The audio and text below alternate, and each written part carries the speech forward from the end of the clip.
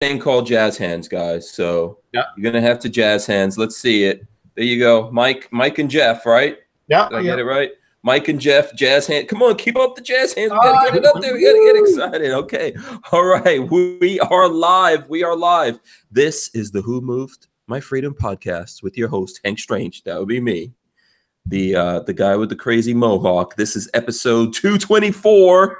And today we're talking with Mike and Jeff from Okeechobee Shooting Sports, and we're discussing the YouTube meet and greet event they're having August 25th in Okeechobee, Florida, of course, for everyone that's in Florida or the surrounding areas that wants to come down. And Mike and Jeff, welcome to the show. Thank you. Nice to see you, Hank. Yes, nice to see you guys as well. Some awesome guns behind you guys there on the wall. We're going to talk, of course, about Okeechobee Shooting Sports, this event, stuff that's going on in the news. Usually I shout out everyone here in the chat, which I will do.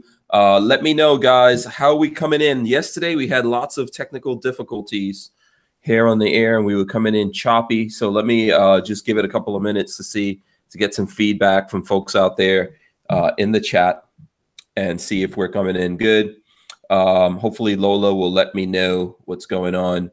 And while we're doing that, I'll just shout out everyone. Richard Hughes was #1 in the chat. Shout out to him. Special K is here as well. STL Storm Spotter.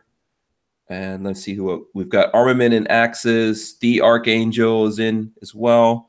And Crackbot is here. Chris Bullis, Vanessa Kitty, E-Rock, Sergeant Poppy, Ridge Runner, Ron and Ron. Christopher Williams says, hey guys, hopefully Christopher's feeling better today. Shout out to him. Let's see who else we got in here. Trying to go through this real quick. LV Louis Cypher is here. And Lola's in the chat. I can see Lola's in there. James Lawson, Jerry Woodman as well. John Gillian, Pyro Know-It-All says, what's up? D. Seeple. The Pence is in here. Rex Allen also in the chat. Andrew Thomas, Richard P. Musgrove. He says, sounds great here in Foley, Alabama. Shout out to Richard P. And I think that's it. Oh, SoCal Gunner I see as well. Tattoo Jason, Greg 98K, Rabbit 0317. If I missed anyone, let me know, and I'll definitely give you a shout out. Clint Sanders, Mystery Family, Steven Zumwalt. Some cool names in there. Okay, so hopefully we got most of that out of the way. Now, which one of you guys is Mike and which one's Jeff? I'm assuming the guy in the turquoise shirt. That's Mike, right? That's right. There you go. All right. Good assumption. and then obviously the other guy is Jeff, right? Yeah, I only wear that color on the boat, not at the range. Oh, okay. Yeah.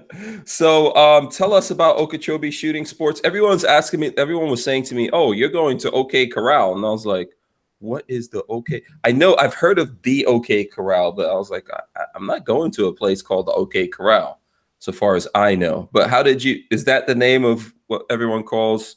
No, oddly enough, our web address is okshooting.com. And a few years ago, a guy built a range right next door to us and then called it OK Corral. So it kind of confuses people. It's kind of an odd situation. Oh, okay. So that's not correct then. So and then the event is not happening at the OK Corral. No, it is not. It's at Okeechobee Shooting Sports. Okay. See, I'm glad I asked that question. So yeah, if you go to the end of the road, you can turn right into them or turn left into us. It's kind of odd to have two big outdoor ranges side by side, but okay. Made that so we've got to go left to get into Okeechobee Shooting Sports, huh? It's always best to turn left at the end of the road. Okay. Yeah. All right. Good. Yeah. There's some negative connotations, I'm sure, to some people turning left, but whatever.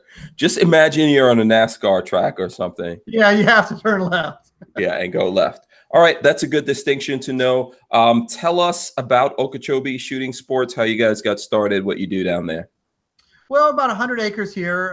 We've had several ranges since I was probably 12 years old or so. And we've had quite a few indoor ranges. And you just couldn't do everything you wanted to do inside as we could outside. And there were no good outdoor ranges anywhere down in South Florida, really. The few that were here were government owned and run, and like most things that way, they're not enjoyable. So we decided to build a new one that would allow people to do the things they like to do and allow us to do the testing we want to from our gunsmith shop and hold the events that we want to and be able to host a lot of instructors and things like that. So we have 24 different ranges here, as well as a big retail shop and gunsmith shop, as you see here. So we just try to be, you know, a great place for everybody in the industry to come and have a home at. Okay, cool. And when did you say you guys built everything? We did it almost 10 years ago. 10 years. Okay. So back in like 2007, 2008-ish. Yeah, it was beginning 2009. So we're closing in on our 10th year. Okay. All right. Nice. Cool. And how big is it, other than the range? Well, how much acres are you guys on for the range? We use about 100 here. 100 acres. Okay. Yeah, cool. We're building a campground right now too. Oh, there's a campground, so people can drive up there in their RVs and stuff like that. Yep, they'll be able to plug in here shortly, hopefully. If we get contractors under control. Oh, okay. Yeah, I've been trying to convince Lola. I actually have an RV, but it's kind of like one of those money pit projects. They are. They're like like a boat. Yeah, we have a neat place for you to park. Yeah. So I've been I'm trying. I don't know. I'm trying to do that at the same time, convince Lola that I should get an RV, but that's not actually happening. But I think it's that's a cool idea. I like to be able to go someplace, pull up, and do my shooting, go to sleep, wake up, shoot again. Yep, we have a lot of customers that want to do that, and that's the sort of thing we like to do. So that's definitely the direction we're going with it. All right, awesome. So on the ranges that you have, what's your maximum distance? 200 yards. 200 yards. Okay. And we're trying to push out, but we need to get a little bit more property to do that. So we're in constant negotiations trying to do that. We do have the reserve range, though. Yeah, we have one that we use after hours. It's 500, but in general, it's 200 yards. Yeah. Okay.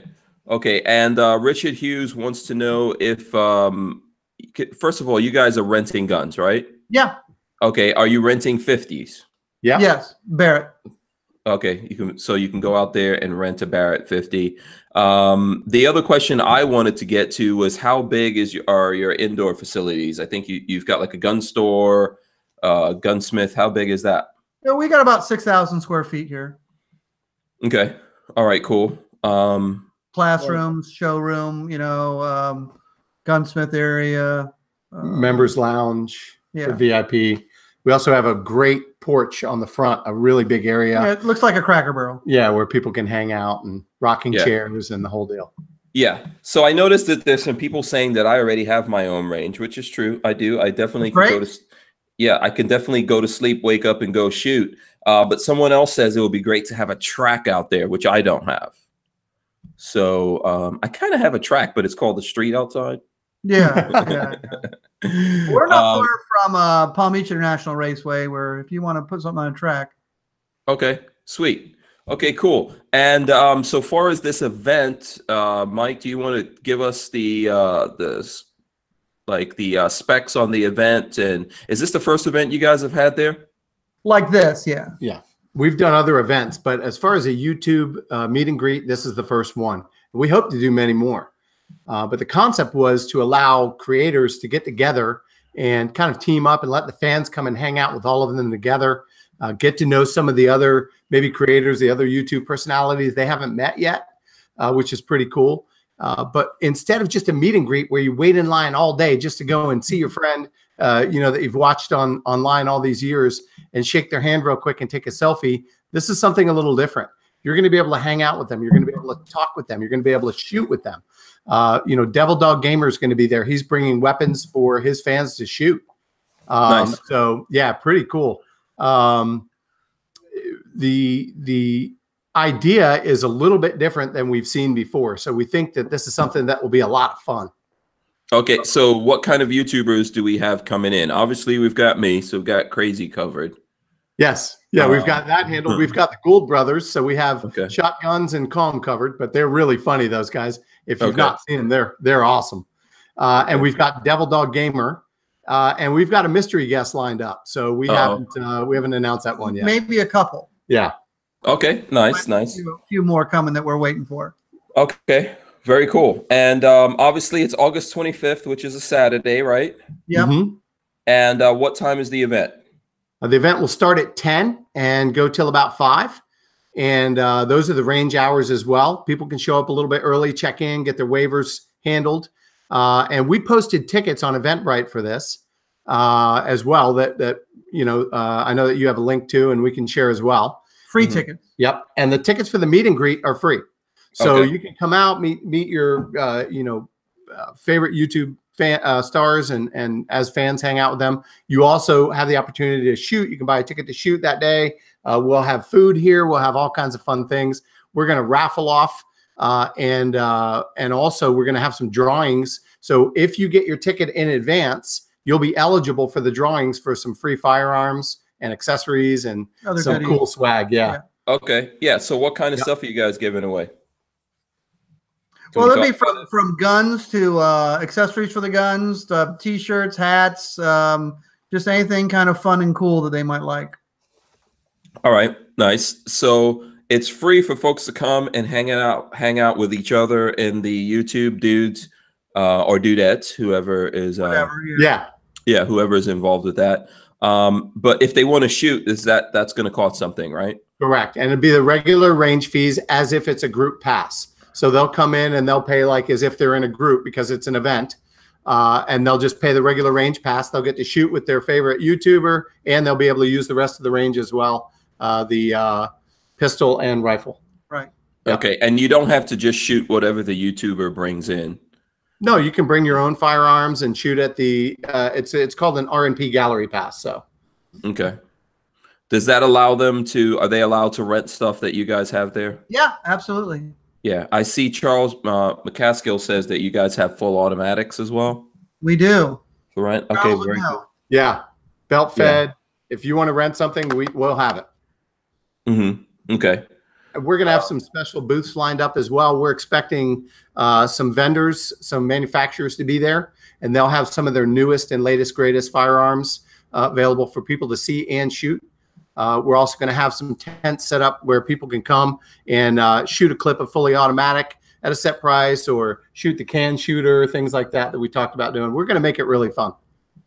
Okay, awesome. So if anyone here in the chat has more questions and stuff like that about this, we will get back into that. We'll answer all your questions. I'm trying to keep up with everything going on here. If there's people in the chat that are definitely planning on going, let me know. I will be out there. I think I'm heading out there the day before that, if I'm not mistaken. Yeah. Yeah. So. Yeah, he is. He's coming. Yeah. All right. Cool. Let's see. Fun things pre-day planned for you guys. All right. Awesome. Looking forward to that. Looking forward to it. Okay. So let's see what questions. A Special K says he's going to rent the Barrett. Awesome. There you go.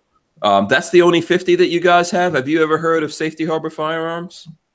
Yeah, but that Barrett's the one we have because that's the one that everybody always sees on TV or whatever, and that's the one they always ask for. Okay. Yeah, one of these days I'll introduce you to my friend Walter from Safety Harbor Firearms. I'm sure he can work out something so that you guys can get the SHTF 50 there. Yeah, that sounds good. Yeah. Right. And you guys sell guns as well, right? So you sell guns in the store. Okay. What kind of guns do you have? Is it just everything? I think you're in the workshop now, right? Yeah, we're in the gunsmith shop here, but we, it's like most gun shops, we carry just about everything, and that's good anyways. And we have new and used, so we don't carry much of the super low end stuff, but because we've been competitive shooters our whole life, so we're always going that route for something good. Okay, so you're saying I can't get a high point in your store? As wonderful as they are for the money, we don't sell them. Oh, you should always have like at least just one high point up in there, or two, maybe like some kind of high point handgun, like a 9mm, maybe, the carbine. The carbine actually shoots okay. Yeah, you never know. Listen, I mean, don't discriminate. I'm not. Maybe airsoft. Yeah. Oh, well, listen, there's some pretty badass airsoft out there. There are some people really into that. They take it pretty serious. Yes, absolutely. I'm just teasing you guys. Of course, you can carry whatever you want. If someone comes in and they want to order something something deliberate, you guys are cool with that, or? Oh, yeah, yeah. We don't. I don't care what you want to order. You know, we'll get it in for you. If it's not on our website already, then we'll get it for you another way. Okay. Do you go ahead? Quite a selection on our website as well at www.okshooting.com. Okay. And do you guys accept in transfers? Oh yeah. Okay. Very cool. Watchdog. Huh? We do them almost every day. All right. Very cool. So let's see what we got here. Okay. White men can't hump. Excuse me. I said the wrong thing. White men can't hump. Says that's not me saying that. That's this guy. That's his name. I got you. Yeah. Hello, Hank, and everyone. So glad the buffering issue's fixed. That's great. And Watchdog says you should have a crate of high points and give one away with every gun purchase. We'll talk to High Point about that. See what they have in mind for it. Yeah. The other thing we do, since a lot of people buy on Gunbroker, they'll give you, like, say, a 3-day checkout period for it, you know, to make sure you like it before you can send it back, that sort of thing. So it's good that they transfer them here that way, because the gunsmith can look at them if you need it, or you can take it out to the range and shoot it. Or if you just had it sent to any gun shop, you got to then go to a range or go get it checked out. So it just makes it really easy for them here to make sure they got the right thing. All right, very cool. So LV Louis Cypher wants to know, what 10 millimeters do you guys have, and do you have an FK Bruno? No, we do not. Using a 10 millimeter, it's either a 1911 we built ourselves, or a Glock that's come in, or, you know, any one of those. Yeah. What do you think about 10 millimeter? Are you a fan? Not a fan? Well, I think it's a great cartridge. I don't like purchasing it because it's expensive to shoot, but it gets the job done. Okay.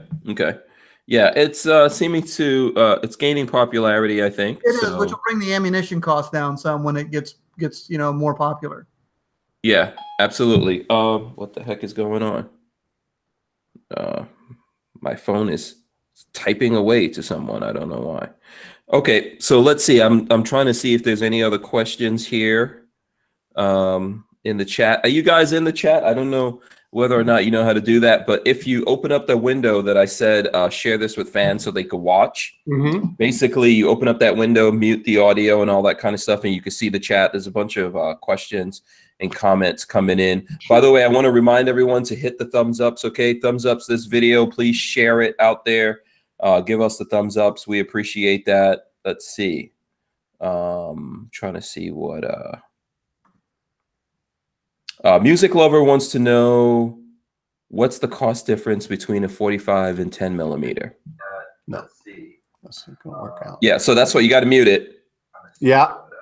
Yeah. Gotcha. You got to mute that window, but then you should see a chat rolling up in the side of it. Oh, it looks like they muted everything. So you have to go in and specifically mute the window, or pause it, or something like that, or pause the.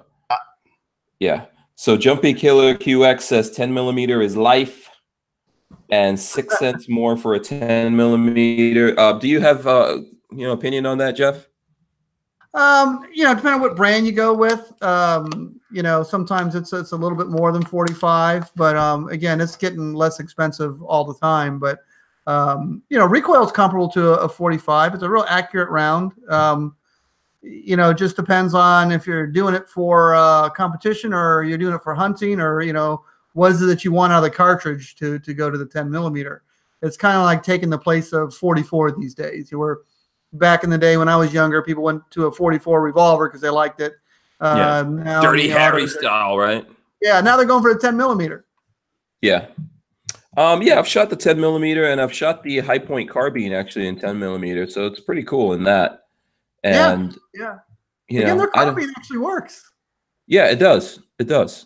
And well, 10 millimeter, it's a great hog hunting gun. Okay. Do you guys do a lot of hog hunting? Yeah, we do a fair amount down here. They're kind of all over Florida, so it's, you know, Stevie Wonder could get a hog down here. Yeah, yeah, for sure. Yeah, hogs and coyotes. Yeah, plenty of those too. Yes. Yeah. So how far are you guys from Lake Okeechobee, by the way? Probably maybe 10 miles. 10 miles from Lake Okeechobee. Okay. For anyone who doesn't know, if you ever look at that map of Florida, you know, Florida is kind of like the dingus of America. It is. Look at it. Yeah. And if you look at that map, huh? We collect them here. Yeah, yeah. So if you look at that map, you will see there's like, it's almost like you know, the dingus has a piercing going right through. We're at the top of it. Yeah, there's a hole there. That hole is Lake Okeechobee, and it's huge. It's massive. You can see it from space, right? You can. It's a very large lake. You can't see across it. Yeah, exactly. So I've actually driven around that thing, and it is massive. So what do they do there at Lake Okeechobee, by the way? They bass fish, alligator hunt, things like that. The funny thing is, for such a huge lake, you can't see it because they built a dike all the way around it. So it's one of these big bodies of water that's really nice that nobody can see. Okay. Yeah, okay. All right. What's the matter? Okay. All right. Thanks, Lola. Yeah. Sorry about that. Yeah. So yeah, you said they built a dike around it. So is there a reason for that? Well, years ago when there was a big storm, it flooded and killed a whole lot of people. So, you know, the government was bored and wanted to put out money, so they decided to build a dike around it and figured it'd save everybody. They could store water, that sort of thing. They're still working on it now. They're spending billions of dollars on this dike to retain the water. But there's all kinds of controversy in Florida over where they store the water, where they send the water. It's a big part of the political campaigns. Everybody has their opinion, and including so-called experts or whatever it is. But Army Corps of Engineers, it's been one of their big pet projects for quite some time. Okay. By the way, there's a message to Jeff from Claudia and Charles. Says Okeechobee Shooting Sports is a great place to go and spend the day. They're a wonderful, wonderful family. You'll like to have them on one day too. They're big competitive shooters all the way down to their daughter. Okay, cool. That's the mystery family, right? That's their handle here. Sure. Is that their handle? They would make a really good undercover spy family because you would never guess what they could do. Okay, wow. I think their handle is that. I could be wrong. I think that's their handle on here. I could be wrong about that. Go ahead. Undercover spy family? Yeah. David Payne says your range officer, George, is the best. He really is. We all aspire to be like George. If everybody could be like George, we'd have world peace. Oh, boy. Wow. Nice. Which is rare in a range officer, I have to say. Okay. Very cool. Yeah, I know. Range officers don't usually get a good rap. You know, he is great. He is. We have an amazing team here. It's really an experience here because even, you know, before I was working with these guys, I used to come out here and shoot, and overall experience in any part of the range that you go, you know, the ROs are always willing to help teach you, train you, you know, just spend a little bit of time with you. It's just a fun place to be. The atmosphere is just fun. People have a good time here. And actually every employee except for the cook is a certified instructor. So we kind of go over and above, you know, what's out there to make sure that we can, you know, make everybody the best they can be at what they're doing. So you have your own cook? Yes. Okay. What's up with that? Well, people get hungry when they're shooting. We got to feed them. Wow. Okay. So do you have a restaurant on the? Well, it's a food concession. We smoke our own barbecue and things like that. It's, you know, as much of the South down here to feed them with as possible. Okay. Is that why someone's asking me how do they cook the hogs? Well, there's a lot of different ways. You know, the sky's the limit on those. Whether you want to cook in a box like the Latins do, which is great with a good citrus marinade, or barbecue the thing whole or shredded. I mean, there's all the ways you can think of to do it. Love to smoke them. Yeah. Yeah. Okay. Okay. So is there a lot of hog meat going on here, or what kind of stuff do we have coming out of the concession? Well, we actually don't serve hog meat there. We Oh, you don't? Okay, all right. Just curious. we actually serve beef that we buy instead of, which is funny because we're surrounded by thousands of cows, but we actually buy it at the store. So you don't slaughter your own cows, We just don't have the time. There's just so many things to do. Okay. We're in the having fun shooting 50 cal and fully automatic business. The other guys do the cows. Okay. So let me see here. I've got a bunch of different things coming in. I'm trying to keep tags up. Okay, so someone sent me. Okay, hold on. I'm hearing myself. Getting a little bit of feedback. Okay, there we go. All right, so someone sent me a link for Lake Okeechobee on Wikipedia. It's also known as Florida's Inland Sea. Yeah. Okay, that I didn't know that. It's the largest freshwater lake in the state of Florida. It's the 9th largest natural freshwater lake in the United States, and the 2nd largest natural freshwater lake, the largest being Lake Michigan, contained entirely within the contiguous United States. Because the other ones up in the Great Lakes are shared with Canada, so we're number 2 because we're still within the borders of the U.S. Okay, very cool. And then the hurricanes, how big of a thing does hurricanes play? I think you guys had like a huge hurricane that came through there sometime in history. We've had a number of them that come through over the years. And done some serious damage. Yeah, that's why they have the dike around the lake. Right, okay. So dikes protect you from hurricanes? Well, they protect you from the lake covering your house. Okay. Unfortunately, we're on the north side, so we don't have much to worry about. But the southeast side of the lake is what got flooded and what killed all the people. So in order for the dike to work, they got to put it everywhere. Yeah. Okay. Understood. And by the way, a dike is an earthen dam, in case anybody wondered. Yeah. We're talking about the structure of a dike. Yeah. Right. We're not being insensitive to anyone in any communities. It's not. You got to blame. Someone has to go look up that word dike and see what that means and blame. It's probably trying to help them out. Right. Yeah, it's probably the Romans or something. Yeah, we're not talking about all the alligators in the lake. Not at all. Nothing. Yeah. Yeah. Right. So are there a lot of alligators in that lake? If there is a puddle of water in South Florida, there's an alligator. Yeah. True. If it's been there more than a couple hours, there's probably an alligator in it. Yeah, and they're massive. I don't know if everyone looking at it or if you guys have seen this, but I just posted a video. I was in Kansas with the guys from Fort Scott Munition. I'm gonna shout them out. See that? Nice. I don't know if you've heard of Fort Scott Munitions, but I'm rocking the Fort Scott Munitions shirt. But anyway, so I was in Kansas with those guys, and I think it was 440 yards. I shot some tannerite, blew up a Toyota T100. Lots of fun. Can't beat that fun. Yeah. But when I went back to their shop, they have this alligator there that they took out somewhere here in Florida. I still don't know where. That thing was massive. Yeah. They get huge. They're as big as the Toyota you shot.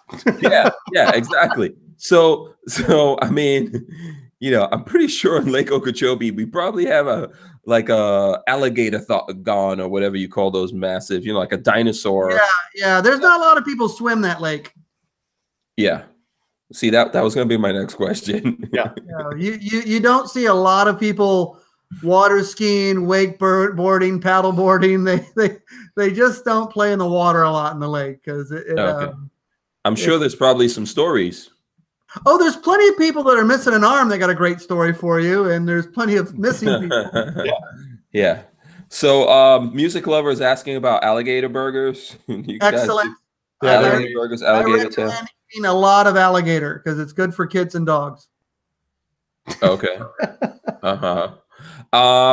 You know what? I found I don't like alligator, but people, obviously it's a thing here in Florida, but I think it's how you cook it, right? It totally is. It's how it was killed, butchered, and cooked. Whether it was fresh or not, it's a lot of things. Everybody has their own way they like to do it, and everybody swears their way is the best. But you just got to find which way you like it. Yeah. Whatever way does not make it rubbery and does not take away the flavor. Cook it too long. Yeah. I get you get a lot of that. If you cook lobster too long, it'll get rubbery too. Alligators kind of the same way. Yeah. Okay. There you go. Good. Chris Bullis says he watched that video. Thank you, Chris. I appreciate everyone who watched the video. It's awesome. Please share it. Thank you very much. White Men Can't Hump says, how's the fishing? It's excellent. It's the bass capital of the world. Okay. Lots of bass in there. Okay. Lots so do you got tournaments there? Okay. So do you guys have fish? I know I'm asking about the food, but I can't help it. You know, if I'm down there, I want to know what kind of food do we have? So do you guys have everything? Okay, very cool. All right. And I'm guessing a lot of people just go out there for the fishing, right? Oh yeah, that's what Okeechobee is known for. That's what most of its tourism goes for. We're getting a lot of shooting tourism here because there's a number of high-end sporting clays ranges here, things like that. So we're getting a lot of traction here in the county for just the shooting sports. But they are known all over the world for catching bass. Okay. A8VSC Rabbit says alligators are big ass man eating water lizards.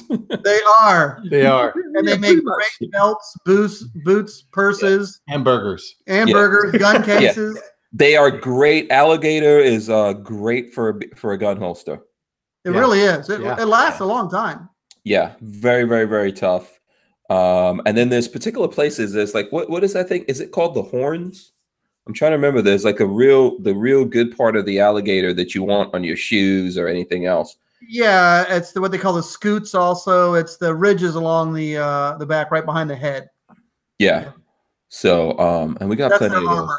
Yeah, we got plenty of those. Yeah, yeah, we got tons of those here in Florida. So, and David Payne says, forget the bass, fish for sharks. I don't think there's any sharks in Lake Okeechobee. Well, a bull shark could probably make it there. We have off the coast. We have way too many sharks. I don't know who keeps calling them endangered, but there's more sharks now than there ever was. I got in a big street fight with a gang of sharks last week, so I'm not a big fan of them. And the more of those we eat with the alligators, the better. Wait, hold on a second. You said you got into a fight with a bunch of sharks? Yeah, well, one of our businesses when I was growing up, besides gunsmithing, we had a commercial diving company. So we've always been scuba diving as well. And this year I went out for the lobster mini season, and on the last day of it, some sharks decided that they were willing to give me a try to see how me and my dive partner tasted. So I had to spear a lot of sharks to make it back to the boat. Oh, wow. Okay. Yeah, I don't think okay, I know there's some sharks that are endangered, but not all. Not all sharks are endangered. Yeah, and well, even those things are based on numbers that who knows what. I mean, I've had a lot of talks with biologists on these numbers, and most of them were, when they talk about something endangered, they rarely have something to base that against. Not to open up a can of worms, but the problem we have now too is I'll tell you what's endangered: real men. Oh yeah, amen. Hey, go to a college camp. My daughter's in college. Go to a college campus. You will see a lack of men there. Yeah. Which is weird because both of my kids are in college. My younger son just graduated high school, and the older one's already in college, and they're having a tough time. And I'm like, how can you be in college and have a tough time? There's all these women there, and they're like, yeah, but it's just all social justice warriors. It's ridiculous. Oh, it's unbelievable. Yeah, it's pretty tough. I mean, like, what happened to the good old days? I thought they were gonna have it great going to college. There's all these women over there, like, they're like, no, it's pretty lonely because they're all social justice warriors. So they'll find happiness at some point. The pendulum will have to swing at some point. It can't. I think it's tough. I think it's tough for all of us who think the way we do, right? That's why I'm doing this, because I think that it's not as easy as everyone thinks to find like-minded people. Even here in Florida, people think from outside, like everyone in Florida is all pro-gun and this thing. No, it's not. Well, the issue I have, because I go visit my daughter a lot. I talk to a lot of her friends there, but the thing that I find the most interesting about it is they don't even like anybody questioning their position, let alone if you have a different position. They don't even like why, if they say they believe a certain way and you just say, why do you believe that? that's when they start getting upset. Where you ask us why we believe something, we're usually really happy to share it with you. You know. Yeah. You see the steam coming out of people's ears. Yeah. Like, right. What? If somebody says, you know, why are you pro Second Amendment? I don't get angry at them. You know. I'm happy to share it. Yeah. No, absolutely. Well, that's because we have sense and logic, critical thinking skills, facts. Yes, exactly. All on our side. They just have some kind of wild emotion. So. Yeah, you know, we were talking the other day about the young people that come in to shoot, the new young shooters, and how we have gamers that will come in and say, yeah, I already know how to shoot that. Okay, when did you shoot it? On Halo, I've shot that. Yeah. And then we were talking about how many young people come in, and Jeff was telling me it's majority girls that come in to try the new sport. Oh, really? Yeah. Okay. 6 out of the 10 young people that come in are female. Okay, that's a good thing, right? Oh, and it's great. I love to see them out there. Again, you know, my daughter has grown up doing everything, so you know, I love to see that. You know, you see a lot more of the girls wanting to experience some adventure and some fun things in life, and then you see a lot more kids just giving it all up for video games as opposed to, you know, finding that happy medium. Yeah. So. You definitely, and you know, girls naturally shoot better anyway, so I think it just intimidates the lighter males anyways. Yeah, I agree with you. I think women are better shooters naturally than guys. I think guys have to be more deliberate. If you have a guy that's more deliberate, he could be just like good, better, or whatever, but that's deliberation versus just natural ability.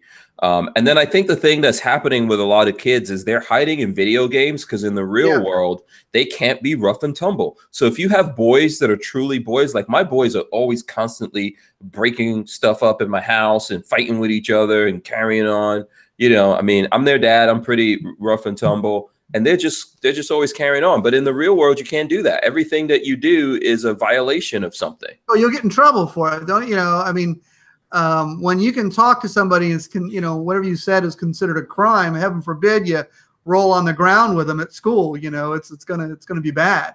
Yeah. You won't get into college now. Yeah.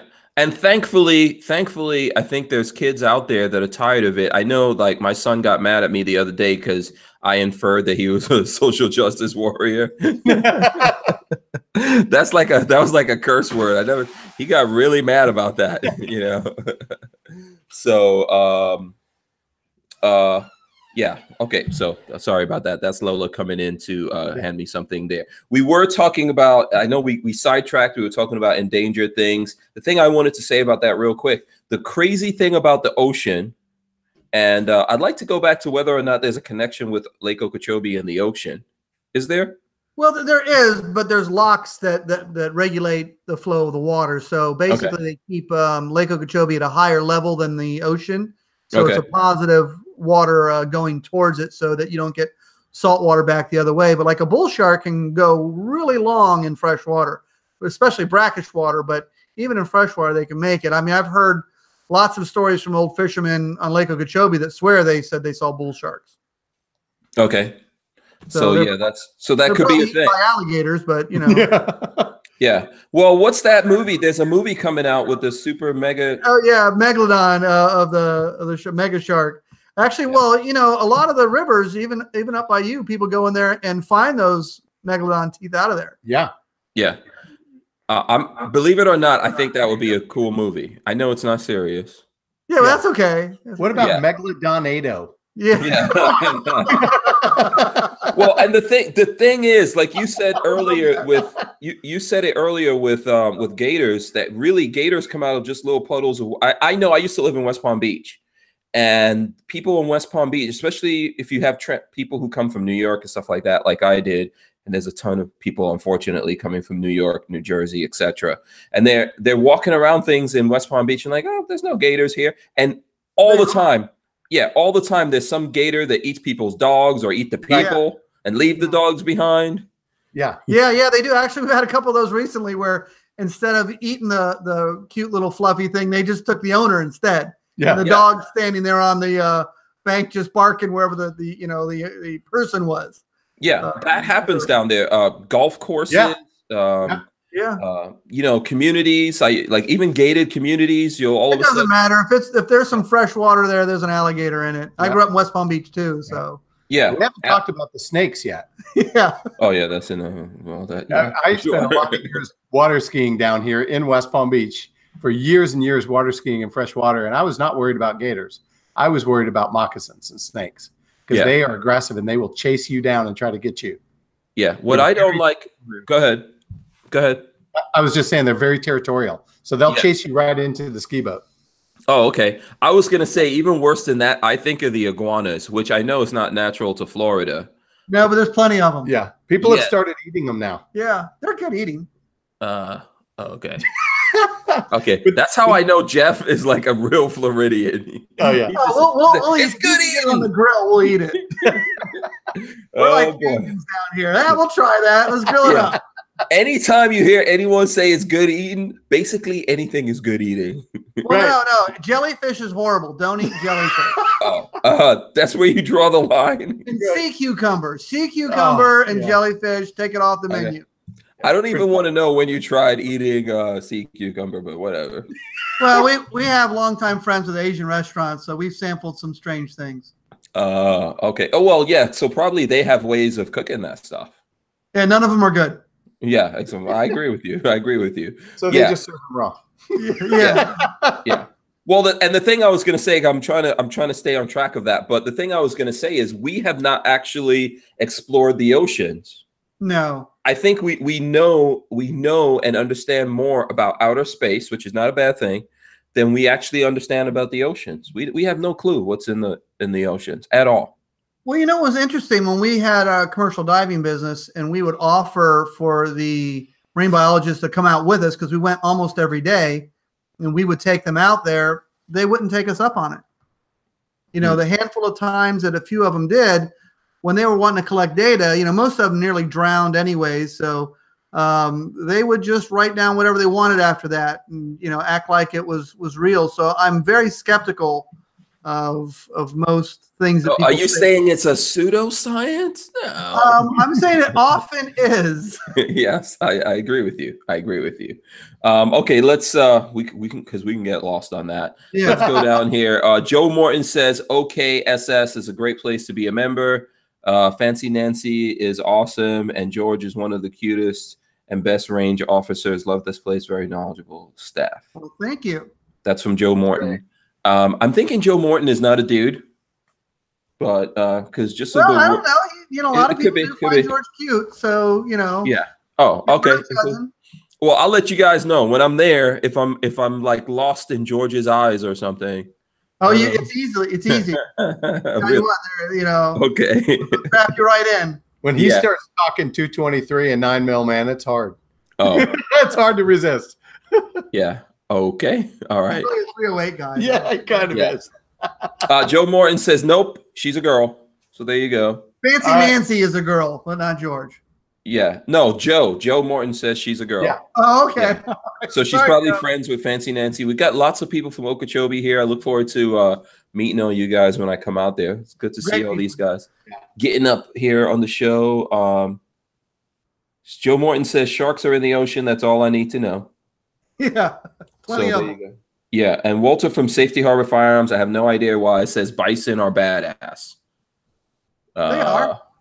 Yeah. That we don't have any problems with bison in Florida. Well, we do have some down here, some places, but they're rare. Oh, okay. There's some ranches in Okeechobee that raise them. Oh, really? Okay. But your chances of running into them are slim. Yeah, seeing one. Yeah. So Michael Pro says Miami is here as well. So shout out to Miami. That probably brings up a good thing. Where are people coming from to Okeechobee Shooting Center? All over Florida, really. Only 3% of our business is local to Okeechobee. 97% of our customers drive over an hour and a half to get to us. Okay, so you're getting people from the north, from the south. Yeah, we have tons of people from the Keys and Miami every day, down from Orlando, you name it, because we're only 2 hours from probably 6 or 7 million people. You know, so maybe even more than that actually now.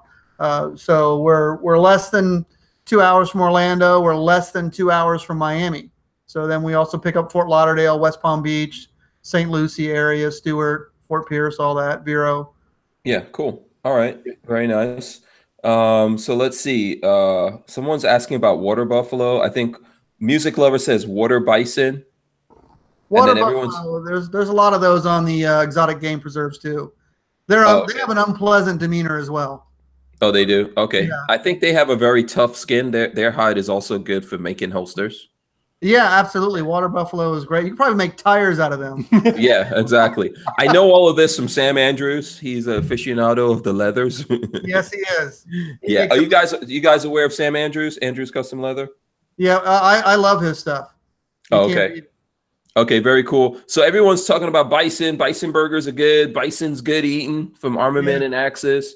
I've actually had bison. I think it is good eating. So there we go. And Walter's saying there was a former athlete in this area that had a bison as a pet. Yeah, I believe that. Then after a while, they don't make good pets. They're kind of cute and fun the first couple years, and then it's hard to make a fence to contain it. Yeah, exactly. Unless you have some kind of pygmy bison, I don't know. That would be fun. I'd love to have those. Yeah, I don't know how that's possible because bison are pretty huge. Yeah, so, like a truck. Yeah, that thing's massive. Yeah, when I was at Barnauls recently, they had all these animals that they'd hunted and were mounted and stuff like that, and there was a bison there. I think it was just the upper torso of that thing was massive. Yeah. Yeah. So Walter says it got loose once. Okay, I bet you was kicking some serious ass.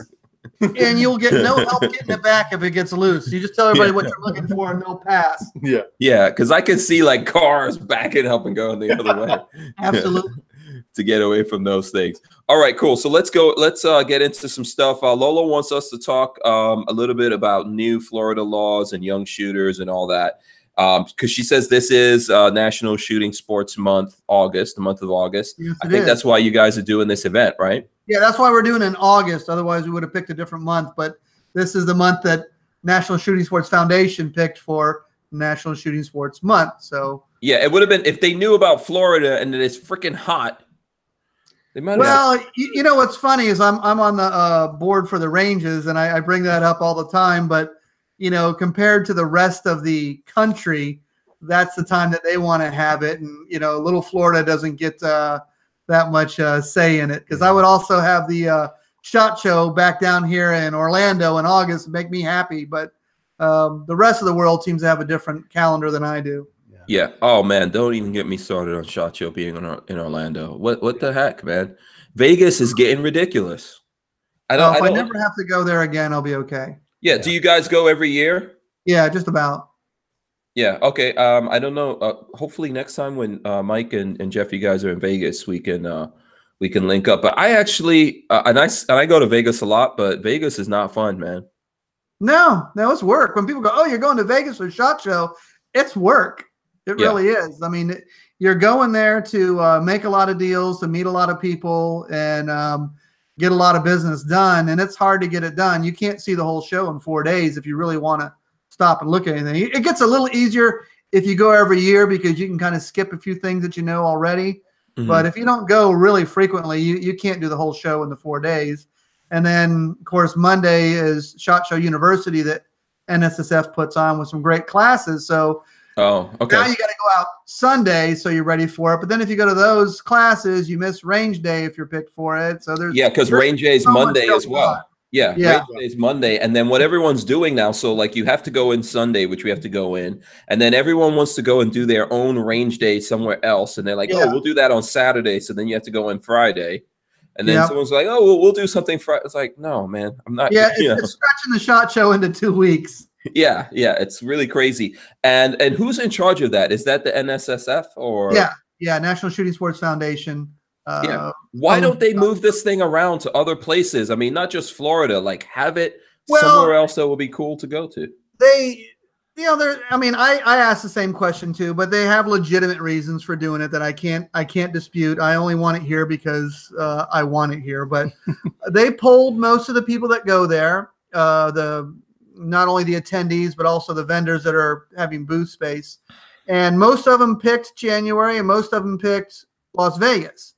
So they're kind of answering the majority, but you got to remember, a lot of these places have huge booths, right? I mean, they're hundreds of thousands of dollars. So it's less expensive for them to keep it in one spot and just store it than it is to pay all these big trucks to ship it around the country kind of thing. So it's just logistically a lot easier, especially for the companies that have the really big booths, you know, the Winchesters, the ATKs of the world, you know, Zeiss or SIG, they have just massive booths. So some of them even have 2 full setups, one for the NRA show and one for a SHOT Show. Yeah, I think that's, I think that's true. Also, when I was talking to the Barnauls guys, they told me they have one specific booth for SHOT Show, and they just rent space to store it in Vegas. Yeah. And it's just more affordable than moving it around. So that makes sense. And there's only a handful of locations that can hold the show because it's so big. Yeah, so many people. Well, just the square footage. I mean, I think it's like 13 miles of aisleway with a vendor on each side. Yeah. You know, yeah, so. I think the thing with me for Vegas is getting really expensive. It's getting very crowded. Ooh. Traffic is ridiculous. You know, I don't drive anywhere when I go there. I get a Uber, a limo to the event, and I never leave. Yeah, exactly. I think that's just the way to go with how it is right now. And it's going to get worse because they've got all these sports teams and stuff like that going in there. So, you know, I guess we got to deal with that. Someone, I think it's Mystery Family, who I mixed up with someone else earlier. My apologies for that. But they were thinking, how come the NRA AM doesn't go to Vegas? Please don't do that.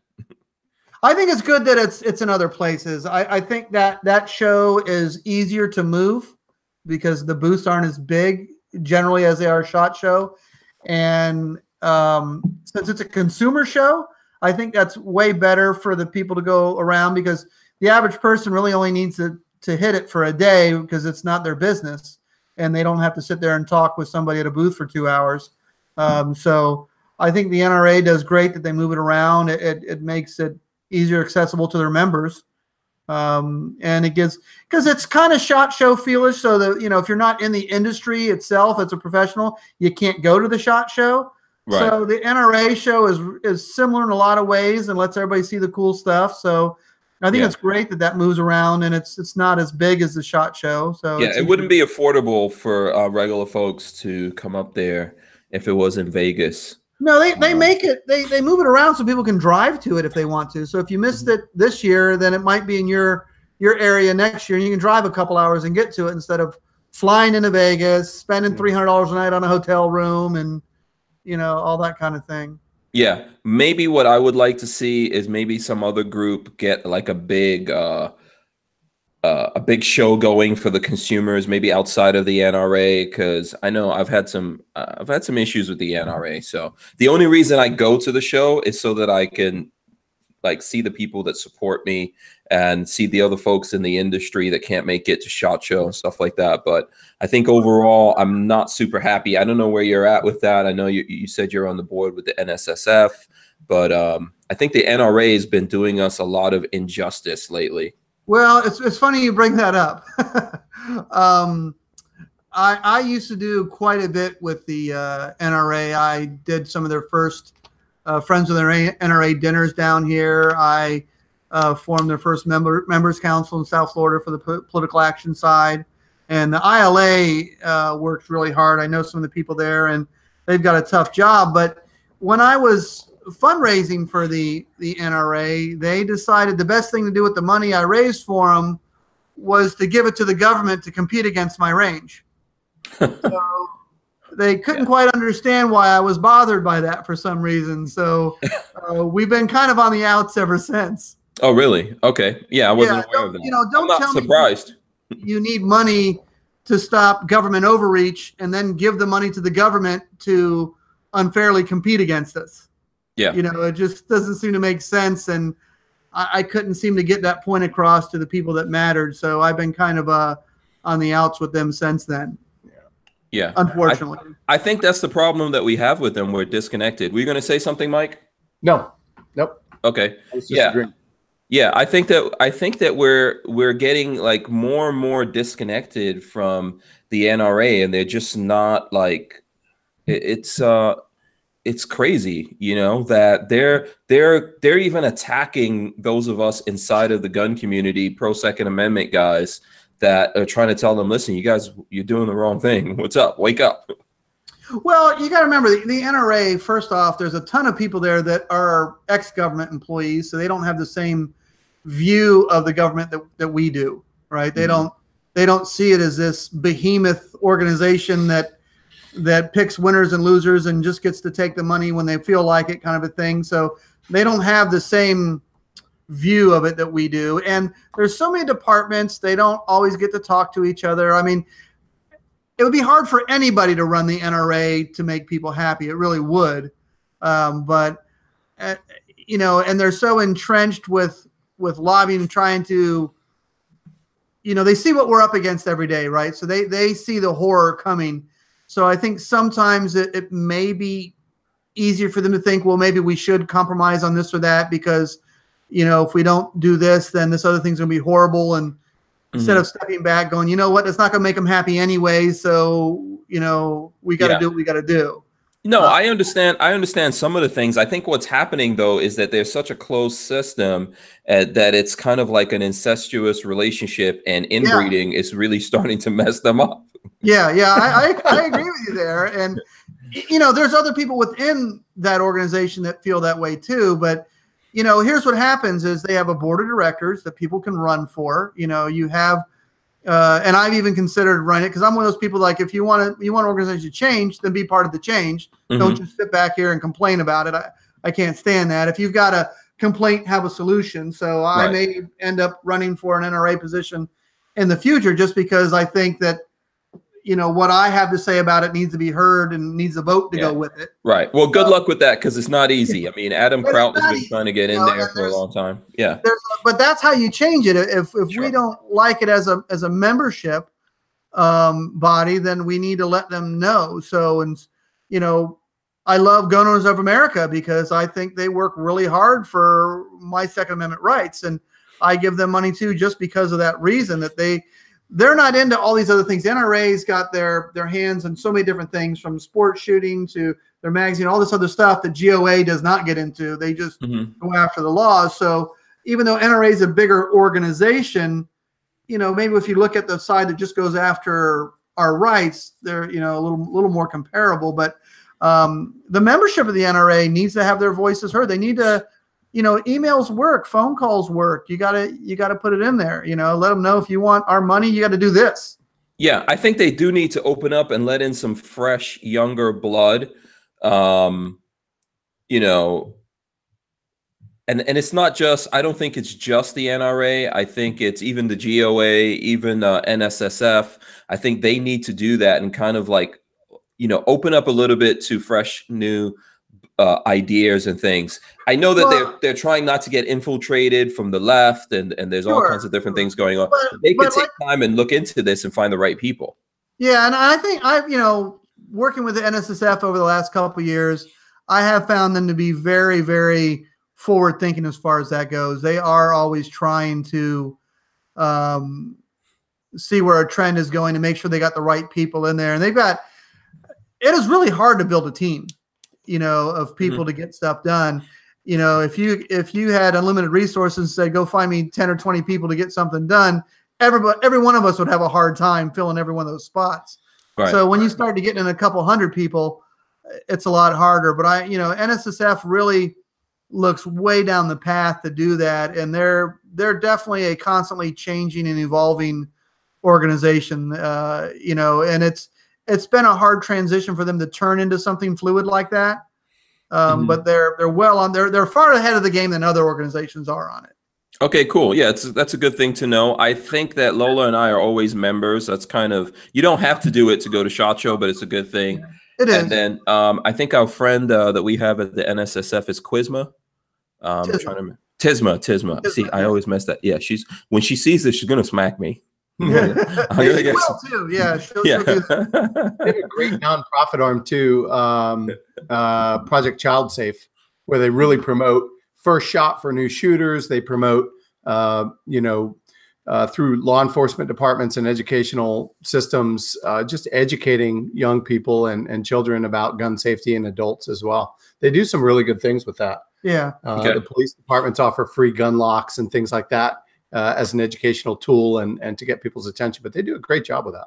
Okay, cool. I know from my side as a content creator and, you know, guy on YouTube and lots of other social media, I personally would like to see a little bit more like outreach from those guys, a little bit more communication, just the way that we do it nowadays. You know, I think it's everything's a little bit old school, and I'm not trying to pick on anyone. I think all these pro-gun organizations that are out there that want the support of the people, you need to realize that some of the people are getting old and dying. Unfortunately, that's how it goes. It's good. Sometimes it's a good thing. It's also a bad thing. And then there's new, younger people coming in and developing and growing up in this thing. And you have to develop a completely different way to speak and communicate with those people. Yeah.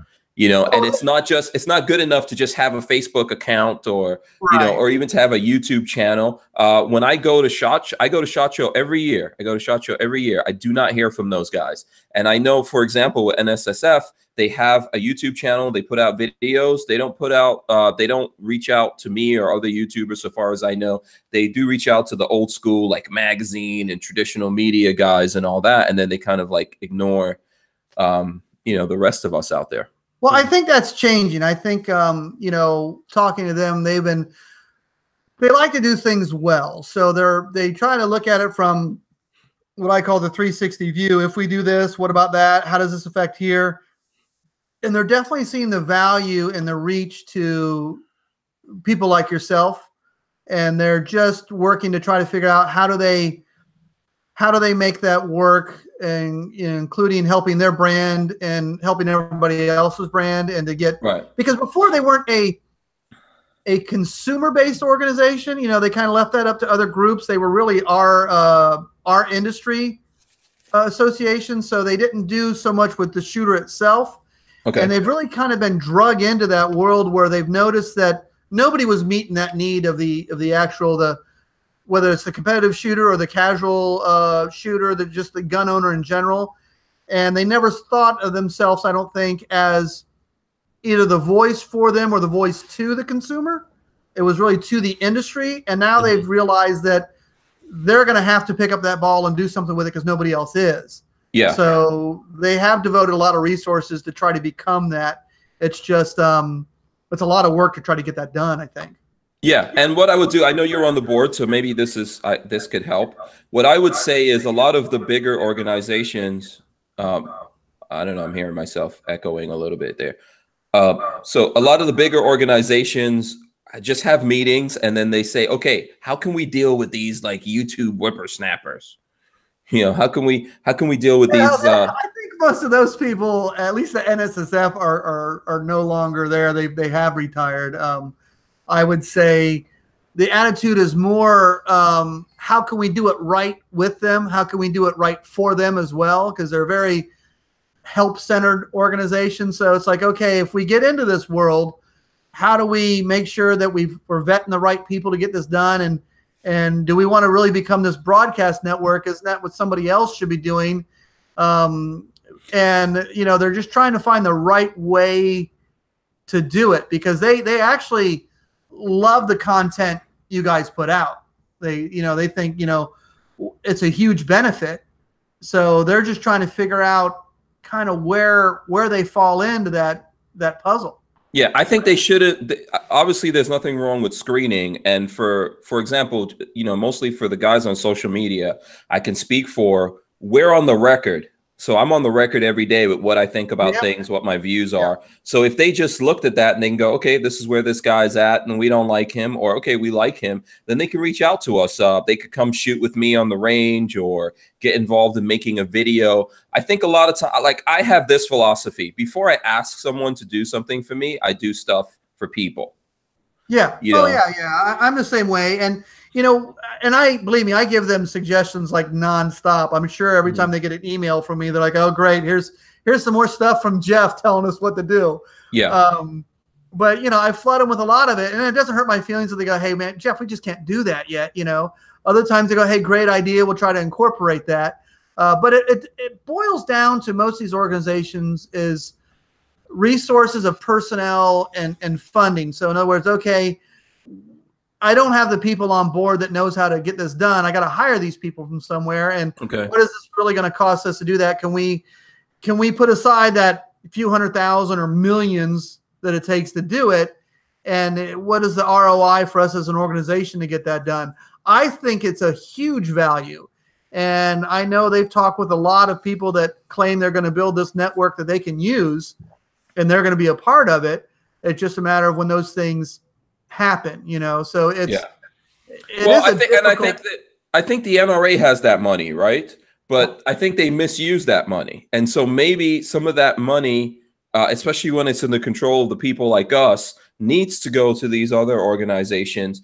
But these other organizations need to pick it up and actually do something about it. Like the NRA has the ability to, I don't know, get an RV or something, hire a couple of people, a crew, and go out around the country and visit all the guys shooting, making videos, posting pictures on Instagram, doing stuff on Twitter and all that. It doesn't really take that much, but I know I would agree with you. It takes money. I think the NRA could do it. And I know, I mean, they've made a lot of changes over the last 10 years or so, but like, you know, just trying to navigate the NRA's website is, well, and the way the NRA is working now, they do have the NRA TV and all that. My problem with it is that they want to control our message. Sure. So any of us who don't agree with them, they're like, forget those guys. They're not coming on our platform. We're not doing anything. Yeah, I mean, it's their platform. They can do that, but what happens is it allows somebody else to create this platform, and the control that they thought they had will disappear completely. Yeah. You know, so either embrace the Wild West as it comes, or it passes you by. Yeah, absolutely. You know, I totally agree with you. You can be that old town that everybody forgot about, and you know, because you wanted to control who lived there. Yeah. And, I mean, look, honestly, Fox News is running into that same danger, right? They say they put themselves up as the people who are like, their audience is supposed to be us. I can't stand watching them for the most part. It's hard to watch any TV today. I mean, really, and that's the beautiful thing about people like you is we're starting to see an emergence of personalities like yourself that you can enjoy watching, and you can do it at any time, and you don't have to put up with terrible commercials. I'd rather see a sign in the back of you of one of your sponsors, or you making your own funding off of it, and I can like you as a personality and watch you, and I don't have to see what's coming on at 2 and get through it till you come on, you know? Right. So, but you're actually is what's very scary to a lot of these people, because the networks are used to controlling the content and thinking that what they say goes.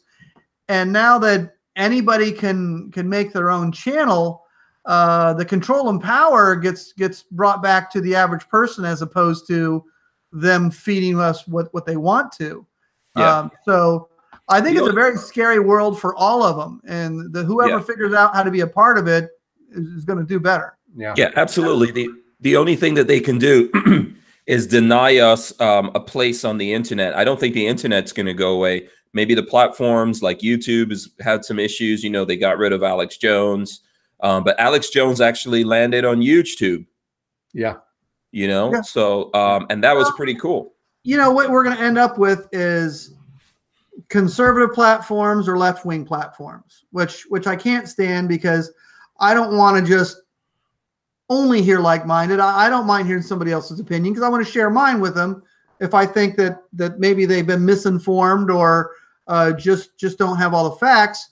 And if we all just go to our corners, we're never going to be able to share anything with everybody, and everybody just grows up hating the other side. We're going to be We'll never learn. We'll never improve. A nation of Hatfields and McCoys, and you know, 50 years from now, we don't know why we hate each other. We just know we do. Yeah, but it's the civility. If you look at oh man, I'm forgetting her name right now. There's the young conservative black. What's her name? So someone's going to tell me on here. I was just reading one of her stories this morning. Yeah, I was looking at she went out to have breakfast with someone else, And these guys started to protest out there, and they were screaming it in their faces and pouring water on them and just doing all kinds of crazy stuff. Well, okay, that's right there. There is no talking. No, you've got it. And she does a great job. She presents it wonderfully. Candace Owens. Yeah. Thanks to me for that. And it's amazing the amount of grief she gets over just being polite to share her opinion. And you know, they're ready to tar and feather this girl. Yeah, but think about this. Here you have a young black woman, and the other guy that she was with was a white guy. They're out in public having breakfast. And then these protesters from Antifa show up and start screaming and shouting them down and threatening them and throwing things at them. There's a police force there. They're attacking the police force. She's saying how this police force is mostly people of color on the police force. And she's there calm and quiet as ever. And what's going on around her is what we had in America in the 60s. Yeah. Right? When you had some people here in America that didn't want the civil rights movement to happen, except it's Antifa. It's super liberal people, there's no difference. attacking these people. Yeah, like what the hell is going on? How do those people go home and look at that coverage and see themselves in any good light? Right. I think there's a lot of self-righteousness is what's going on there, and again, failure to engage your critical thinking skills. And you know, the other thing is, if you spend any time in a public school, I don't care from primary on up, it is a re-education camp, and they are taught this is the right way to do it. Their teachers often are telling them that this is what they should do. It's shocking when you go in there and hear these things. And it is not, as much as they try to say they're all about tolerance and acceptance, as long as you think exactly the way I do, then after that, then you're not even human anymore. Yeah. You know, Rich White says Antifa are Nazi brown shirts reborn. Oh, you hear that all the time. And I thought that would be a great thing for people to bring to the protests, is just start throwing brown shirts to them. Listen, that seems like, you know, something that we may not take seriously, but that grew really fast. And and people are forgetting what happened in Germany and what Germany almost did to the world. You know, on my road trip that I did, I was in Colorado and I went to the Dragon Man Museum. And, you know, he's got World War II and he's got specific things from the Nazis in there. And if you know, we all need to be reminded of what the Nazis did, what they try to do to Jewish people specifically, right? In the death camps in Auschwitz. If you cannot forget that, and you can't forget how that started and how quickly that blew up and became a thing. No one in this world should want that to ever happen again to our world. That's not how we go forward. And they're showing this new socialist movement, you know, Venezuela. Okay, check it out, guys. It didn't work. Mm-hmm. Yeah, there's your proof. Be careful what you ask for. Yeah. You know, one of the things that I don't know if you remember when you were in West Palm Beach, I think one of the valuable things we had was the senior citizens in a lot of ways, because when I grew up, I met and spent time with people that were in Auschwitz and other concentration camps, and they'd show you that tattoo. So I learned what it was like to, you know, make sure you keep your freedom straight from the people that had to go through it. And this younger generation, very few of them know these people because most of them have passed away. There's very few of these survivors left. So it isn't as real to them as it is people our age that actually knew these people. They were our friends' grandparents and things like that. And when they say, you know, it's just surprised me that so many Jewish people are for gun control, when I grew up with all these Jewish people that would never give up their firearm again because they almost died because of that. So absolutely. I totally agree with you. I think it's just like a younger generation and also an older generation that was really on the other side of that. They didn't experience that. Yeah, the ones that didn't have to experience it. I never personally met a survivor of that was anti-gun. I'm sure maybe there was some out there, but every survivor of those camps that I ever met, there was no way they were going to be giving up any right of self-protection whatsoever. Yeah, and it's you know, and for me growing up, I lived in England for a time. I met a lot of World War II people from England, as well as there are those people here in America. You know, and we're losing them in America, right? That's the kind of thing that we should remember. But this even goes to slavery. Like anyone who's been through any kind of mass oppression, okay, on a grand scale, should not believe in not being able to arm and defend yourself. You should believe in being able to defend yourself. Yet we have in America lots of people who are descended from slaves. I'm descended from slaves, but I'm from the Caribbean. You have lots of people who are descended from slaves, and they think, no, I don't want to be able to defend myself. I'm going to leave that up to the government. Well, you know what's funny is these are the same people that say the cops are too well armed and they're hunting minorities, and Trump is Hitler. We should give the government all of our guns. Yeah. You know, right. I don't know how they close that circle. I just don't understand it. Yeah, I don't understand it either. And it's a big thing that, you know, that I'm trying to tell people. For example, and Lola wanted us to get into the laws, and here's a perfect example. The new laws that we have here in Florida are disarming people, and the people who put this into place, which by the way is some Republicans here in Florida, actually a lot of Republicans, they're disarming people, and there's people who think that's a good thing. So I know on my Facebook, I have very few people from like back in my younger days when I lived in New York City on my Facebook, but a couple of those people I went to school with and stuff like that, they always somehow find me. Which is crazy. I try to do everything so that they don't find me, but I have some friends on there. And one of my friends, she saw this article about guns being taken away, and she's like, yeah, I feel safer already. And I'm thinking, you know, I don't want to beat up on her, because then I don't want everyone else who's on our side to jump on that and start going after her. But how? Why do you feel safe? You know, what is it that makes you feel safe about the government taking away people's guns? Well, it always boils down to ignorance. You know, there's just no way around it. When you've been taught to believe a certain, first off, nobody wants to be told what they believed for a long time is not reality, right? Nobody likes to hear that. It's like a kid when he finds out, you know, Santa Claus isn't real. You know, it's not a good day. You know, when people have been taught, especially in the Northeast, that guns are bad, and then so less guns must be better.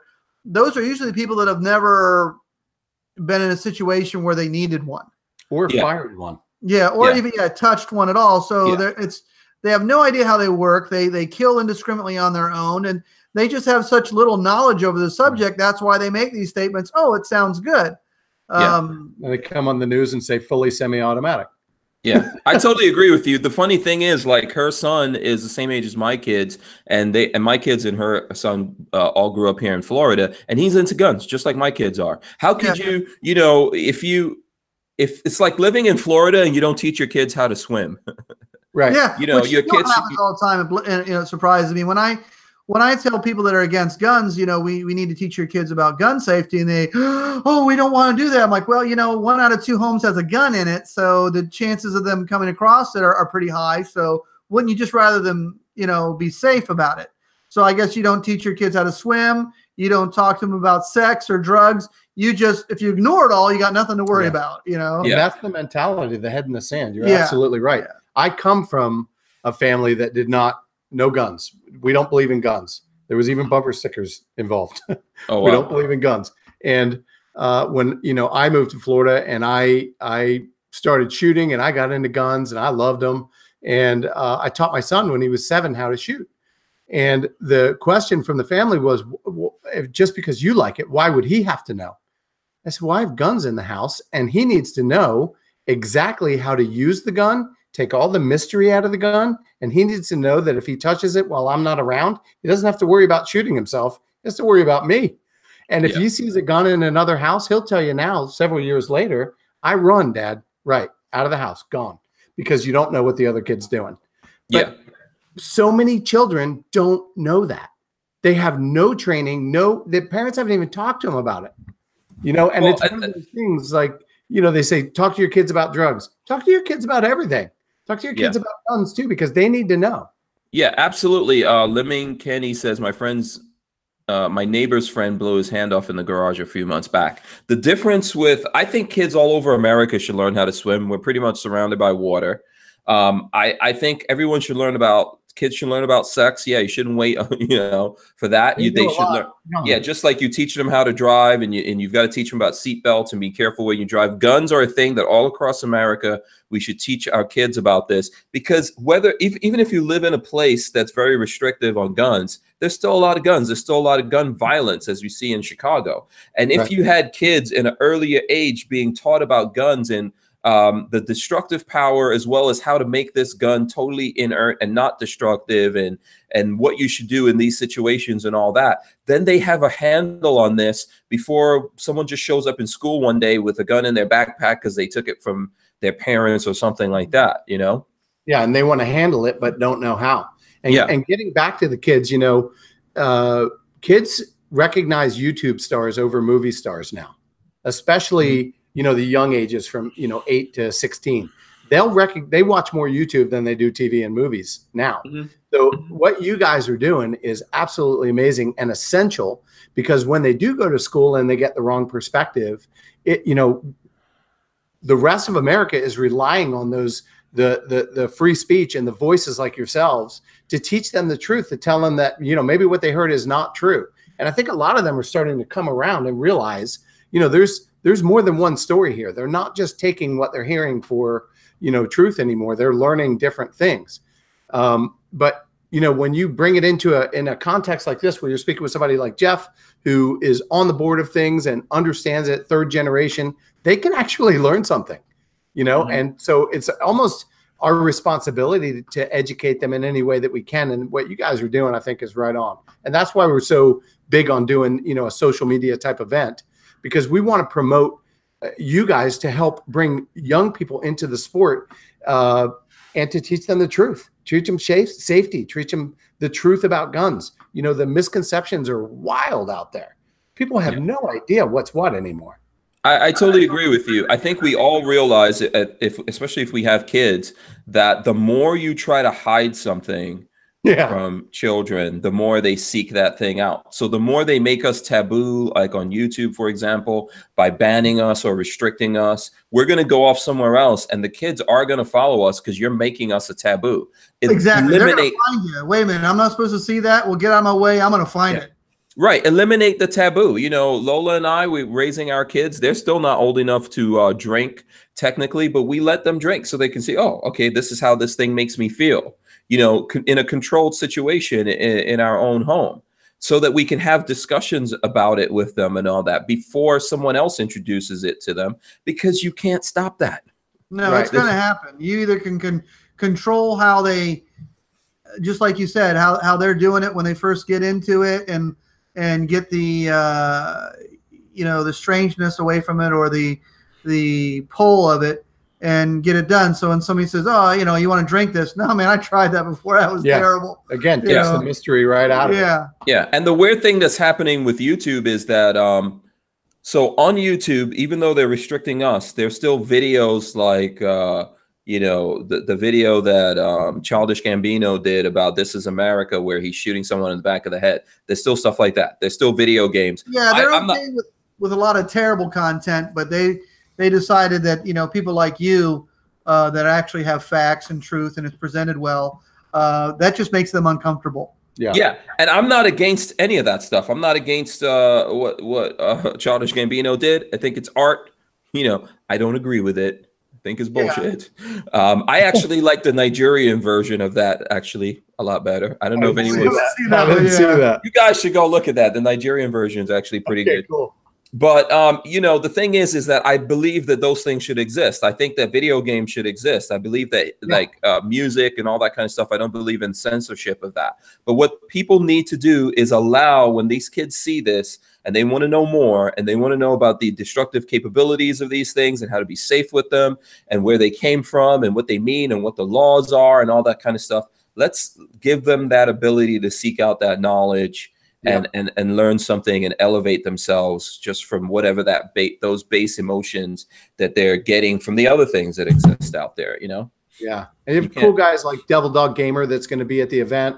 He started out just doing video games. He had a video game channel, and he still does that. But then he got into the actual guns that were being shot on the game and started teaching people about those and showing them what they're really like and showing them what they're like in real life. That transition to me was really cool because that takes, you know, again, introducing new people to the sport, but also in a way that makes them understand, you know, everything he does on film is safe. He's not, you know, he's not messing around. So yeah. I think that's kind of cool. It is, and that's what makes you guys more valuable than you ever were before, and which I believe makes the heads of the networks very frightened. Is you've got somebody like yourself or like Devil Dog Gamer, he's got 1 million followers, right? So he can reach people. And what he's doing is he's reaching people that we would have no other way to reach, right? These people that are the gamers, they're not watching TV. They're only a handful of them going to a movie, but they're not even going outside. They're not going outside. and for us as a business to try to reach new customers, you know, traditional forms of media don't work. Newspapers, radio hardly works. They're listening to the internet radio, not regular.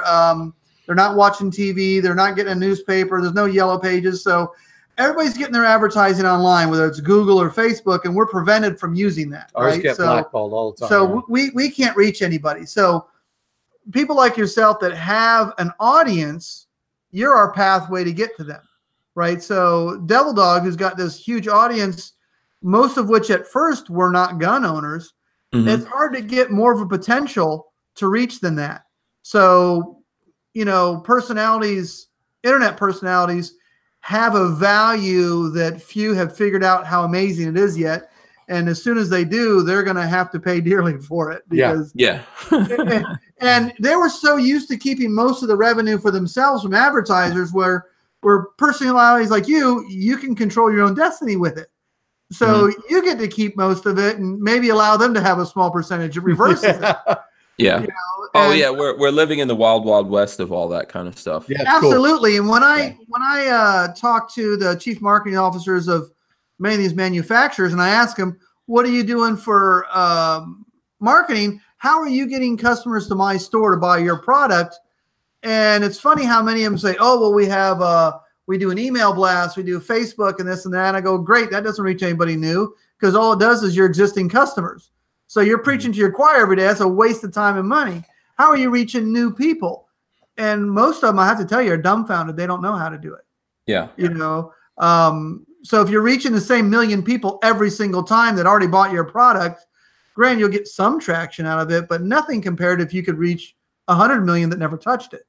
Yeah, I think most of them, the strategy is just put stuff in the magazines. Yeah. Which, how many gun magazines do people buy anymore? I don't buy any. Yeah, I don't remember the last time I bought one. We have a new program that we've put out for manufacturers called More Bang for Your Buck. And so any of them that are interested can call us about that. Yeah, but some ideas. It's on-site advertising at the facilities, what they used to do years ago. But you know, for you, there should be signs everywhere in your background. They should be paying you dearly to reach your viewers because, yes, most of your viewers are obviously pro-gun, but how many of them? They don't all have a SIG or all have a Glock or all have a Smith & Wesson M&P, right? It's a pretty diverse group. So if I'm making a specific item for this industry, I got to love what you have because I know I'm going to reach people that like this type of product, but maybe don't have mine yet. Yeah, exactly. I think a lot of folks out there only have, there are guys who obviously have tons of guns. But I think most people have a few guns and, you know, it takes them time to do this thing or that thing. And they want to see what other people's experiences are, etc. So, you know, that's the way to do it. And probably if you look at it, if you've got a store and you're talking to people, a lot of times when they're coming into that store, they're getting their info somewhere off of social media and the internet. They are, and here's how I see it too. And I tried to have this conversation with Glock, and it just kind of went nowhere. But you know, it used to be Glock was an easy sell, and people came into the store asking, "I want a Glock," right? Now people come in, they say, "I want an H&K, I want a SIG, I want the." They're already branded to a product, but even though they haven't owned it yet, they come in my store asking for it. Where they used to come into my store going, "Hey, what gun do I need?" They have that decision made before they come in. And items that are really low margin, like a Glock, you don't make $50 on that gun, you know, really. And when we studied how much we had in labor to order the Glock, take it in, sell the Glock, do the paperwork and all that, we found out that we lost money on almost every Glock sale, right? Yeah, So that sounds like, right. That sounds about right. So when I told Glock, why do I want to lead with your product when it costs me money to move it? What are you doing for me? And what are these other manufacturers doing that you're not? Did they already come in going, I want a Walther, I want a SIG, I want an HK, and they haven't mentioned Glock. And now you expect me to try to sell them on it when they already have their purchase mind made up. Why am I going to sell them on a product I lose money on? Yeah, you know what, Jeff? You look at reality too much, man. You gotta you gotta tone that down. Damn it. Sometimes it aggravates me to look at it that way. No, it's a good thing, man. I think a lot of people in the firearms industry are out of touch of what's going on. There's a lot more talking that needs to be done. I think at things like SHOT Show, NRA Show, and other shows that go on, they need to have more of these kind of, like, I don't want to say symposiums, but they need to have these talks breakout with people. Sessions. They do. Yeah, with the folks from social media and even like telling the stores, like they should get some people to talk to stores and tell them, hey, because the stores need to get their social media up and be able to talk to people. Yeah. If you're a brick and mortar and you want people to come in, nowadays people can just order something that they want online. It comes into your store. They just go there and they exchange some money and do the paperwork, and then they get that thing. They're going to come in based on events and things like that, right? Something's going to pull them in there. Maybe they're meeting up other people and things like that. Everyone needs to change over to what's happening. And we're deep in this. This has been going on for a long time. It's not new. Yeah, it's not new. So listen, let's we still haven't talked about laws in Florida, but can we go to some guns? You guys have some guns? Sure. What guns do you want? Yeah, the people want Gorn. I don't know if you guys, if the folks out there in the chat have some specific guns you want to see from these guys, let us know. Otherwise, I'll just be picking out stuff myself. Let me see. You guys have any bullpups? What do you have in the way of bullpups? What's your? I don't think. Okay, what's your most? Okay, well, in that case, here I'll show my bullpup. I had this from yesterday. Yeah. There you go. Come on. Ken from K&M Arms. There you go. This is the M17S. In 308. Yes. With a primary arms optic, ACSS 308 reticle on it. So there you go. That's this is pretty cool. I'm a big fan of it. Love the trigger. Oh, the trigger is awesome on these, man. It's got like most bullpups have a terrible trigger. Yeah, this has an Elftman trigger in it. So that trigger right there is an Elftman trigger. And obviously there's linkage and everything going back here, but Ken has there's actually a channel that link rod sits in, so you get a pretty positive you get that's the thing. A lot of them have plastic rods. Only a handful of them actually have a piece of metal in a channel, so that you can make it smooth and crisp. Yeah, by far. Absolutely. By far, this is the best trigger that I've seen. It's actually adjustable and all that kind of stuff. And absolutely an Elftman trigger. If I took it apart, you guys will see that. I got a bunch of videos on it. Getting real quick to touch on the other thing, what I found is that on the social media side, we always talk about all these stores should get on social media, and I preach it all the time. The problem is, if, like, say you opened up a gun store tomorrow and you got on Facebook, you can't boost anything. You can't let anybody know you're there. Right. And we have thousands and thousands of people on our Facebook page, but when we do a post, Facebook only lets it go to a handful of people. It won't let us even boost it. So even though we have thousands of fans, they don't get to see our content. Well, I think there's some things you can do about that. There's ways to go around it. Ultimately, the thing is we need to probably have our own kind of Facebook or something. I think there are ways around it. I think Instagram is probably a better way that you can reach out there to your local audience. And for what I would suggest to stores, local stores and things like that, if you don't know about Instagram or any of this social media stuff, there's probably some guy that knows about social media, some young person or someone who's already on social media or whatever in your neighborhood that you could reach out to. And it would be, a lot more affordable than you trying to figure it out yourself. Or there's a lot of companies that'll do it for you if you can't find anybody local to do it. Yeah, make a deal with someone like that and get someone to post all the time. I think ultimately you can build, if you understand how that particular platform you're on works, you can figure out how to post all the time, get attention on there, and the people in the local area. Because what happens now is people will search on Instagram or Facebook for a store, or they'll just go on Google and search for a store. So that if that store in the neighborhood pops up the most, then people will wind up going over to that store. So Sure. Yeah. you know, that's the way to do it. Okay, I see something purple.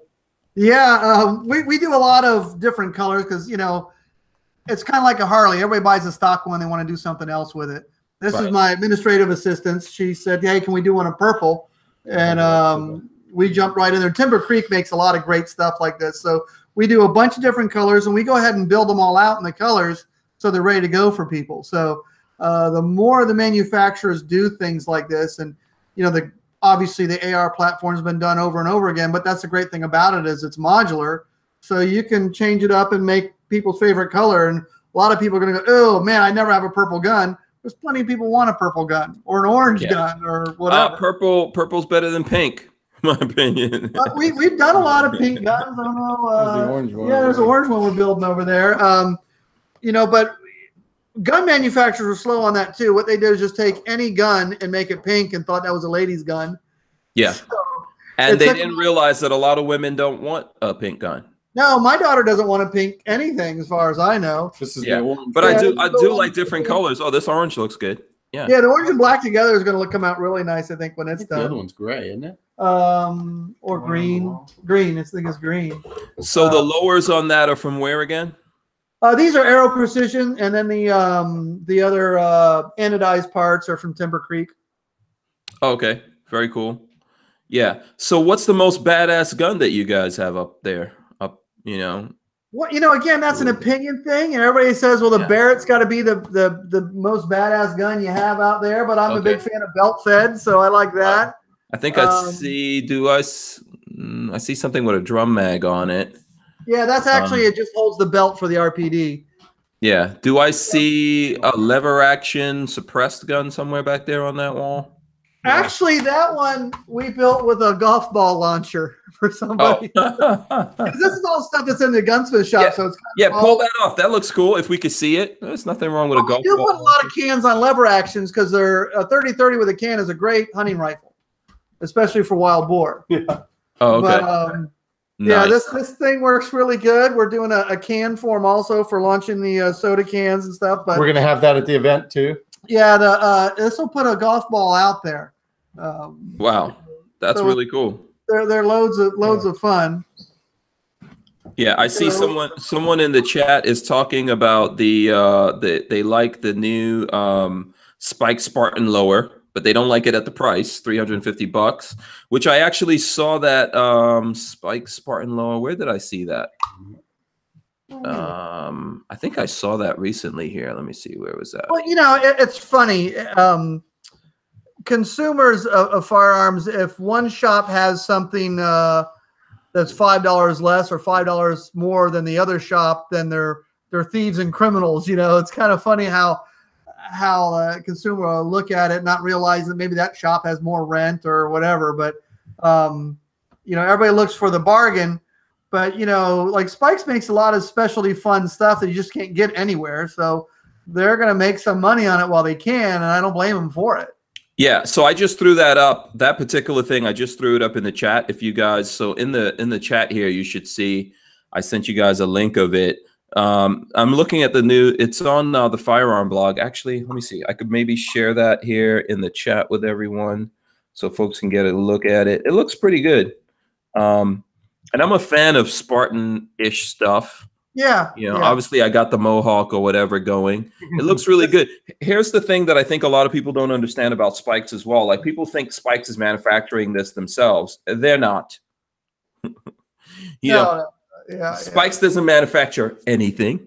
There's only a handful of companies that are actually making lowers out there. They just make them for everybody else. Yeah, so Spikes has to get someone else to manufacture that thing, ship it to them, and then they sell it on. You know, obviously, look, if you're looking for a better price with something that has all that work, that obviously is. If you look at this, there's a lot of detail in it that goes into it. Armament and Axes gave us $2. He wants us to ask the question: do you guys have an MG42 to rent and fire? No, MG42. Not yet. Not yet. This is a unique gun here. I don't know if you guys can see it or not pretty well. But this is for one of our customers, a good friend of ours. He's a paraplegic. And we have a mount for his shoulder. He can only move his right arm a little bit. So we have a system that we built for him that is run by an old school Atari joystick. And he either shoots with his mouth with a suction solenoid, or he has another device for his hand that can pull the trigger. And so the guy that shoots this and hunts with it out of his wheelchair, and all he can do is move his neck basically and his arm just a little bit. Awesome. That's awesome that he's able to. How much hunting does he do? Is he bagged anything? Yeah, he goes out west once a year, and then he does some hog hunting down here as well. You know, great guy. Actually, he'll be. I think it's Where We Shoot episode 8. We're going to release maybe next week. Why We Shoot, right? Why We Shoot. Episode 8 will be Keith, and people will be able to see him shooting this in there. Oh, sweet. Okay. Let me know when you guys put that up. I'll make sure to share it. Yeah. A good portion of our range is wheelchair accessible. Almost all of it. Yeah, almost all of it is. We really, gear that way we can have some disabled vet shoots and things like that. But we, shooting sports is one of the great things that it doesn't matter your physical ability or age, you can get into it somewhere. You know, I mean, that's one of the good things about this. It's an equalizer, right? People. It really is. Yeah, you don't have to be great at fisticuffs or something like that. No, and I love surfing, I love scuba diving, I love all these things, but there's an end date to those. Yeah, I can't do those forever. Where you got people here shooting in their 90s, and you got Keith in a chair that can't do a lot of things, but still does that. So I love the shooting sports for that reason. Awesome. Shout out to him. The Tyven Show gave us $10. Thanks to the Tyven Show. He says, big shout out to Lola, doing great work in the background. Absolutely. Lola is in the background doing a whole bunch of stuff, working.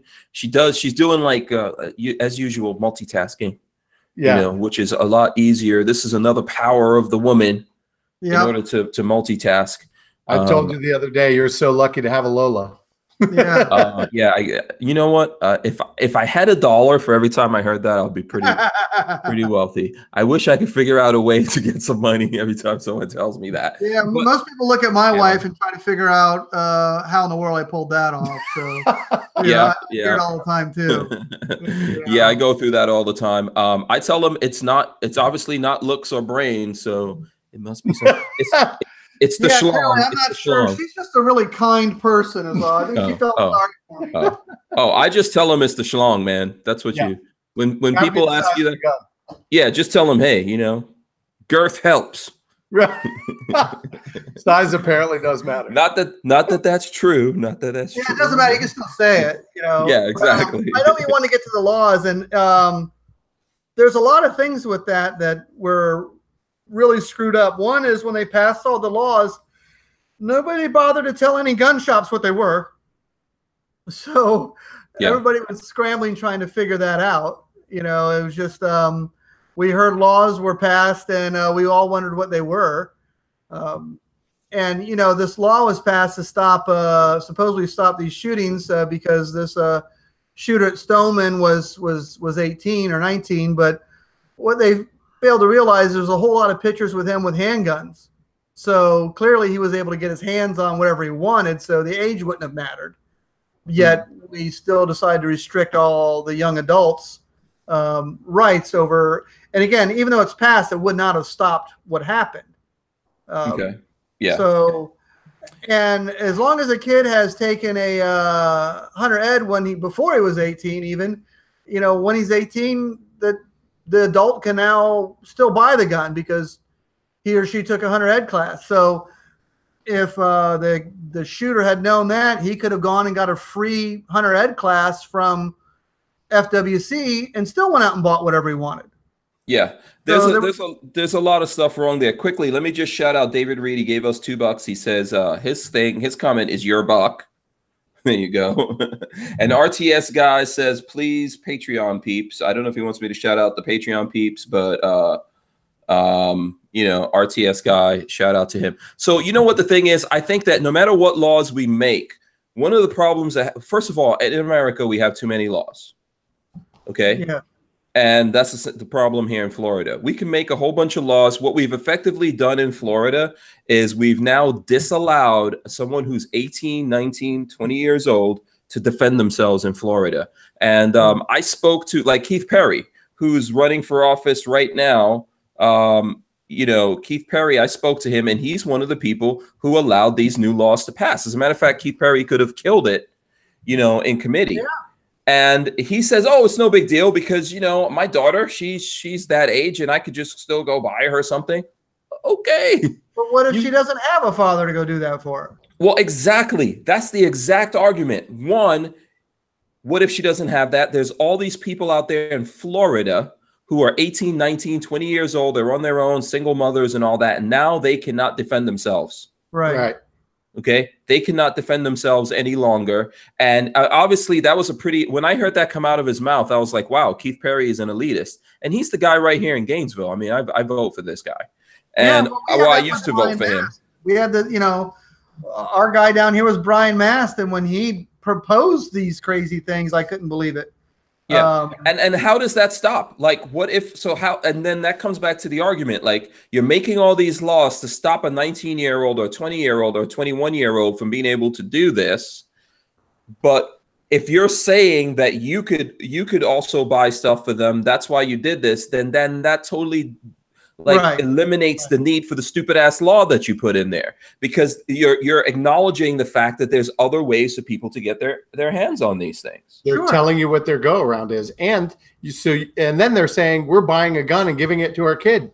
Yeah, kid can't buy a gun. So so all you did was just admit that you're a Republican and you're elitist, and you made your kid an illegal, you know, somebody that's carrying a gun illegally. Basically straw purchase. But I think at 18, 19, 20 years old, you need to be able to defend yourself. Sweat, thanks to Sweat, he gave us $10. He said, taxation is theft. That's gotta be Brandon. Yeah. Yeah. Thanks for that. Yeah. So the thing is that there's lots of workarounds to this. A person who wants to be destructive is going to find lots of ways to be destructive. Did they also go out there and say, guess what? Until you're 21, you can't drive a car? Because join the military? Yeah, but yes, okay. But a car is a weapon that someone can use to do a lot of damage with. There's a whole bunch of things that someone could do. You at 19, 20, you could start a fire, you can make Molotov cocktails. Yeah. There's lots of destructive things you can do. And yes, on top of that, they're saying that at 18 years old, you know, 19 years old, you're old enough to go in the military, but you can't defend yourself. Now, I think they put an exemption in there. Well, if I'm not mistaken.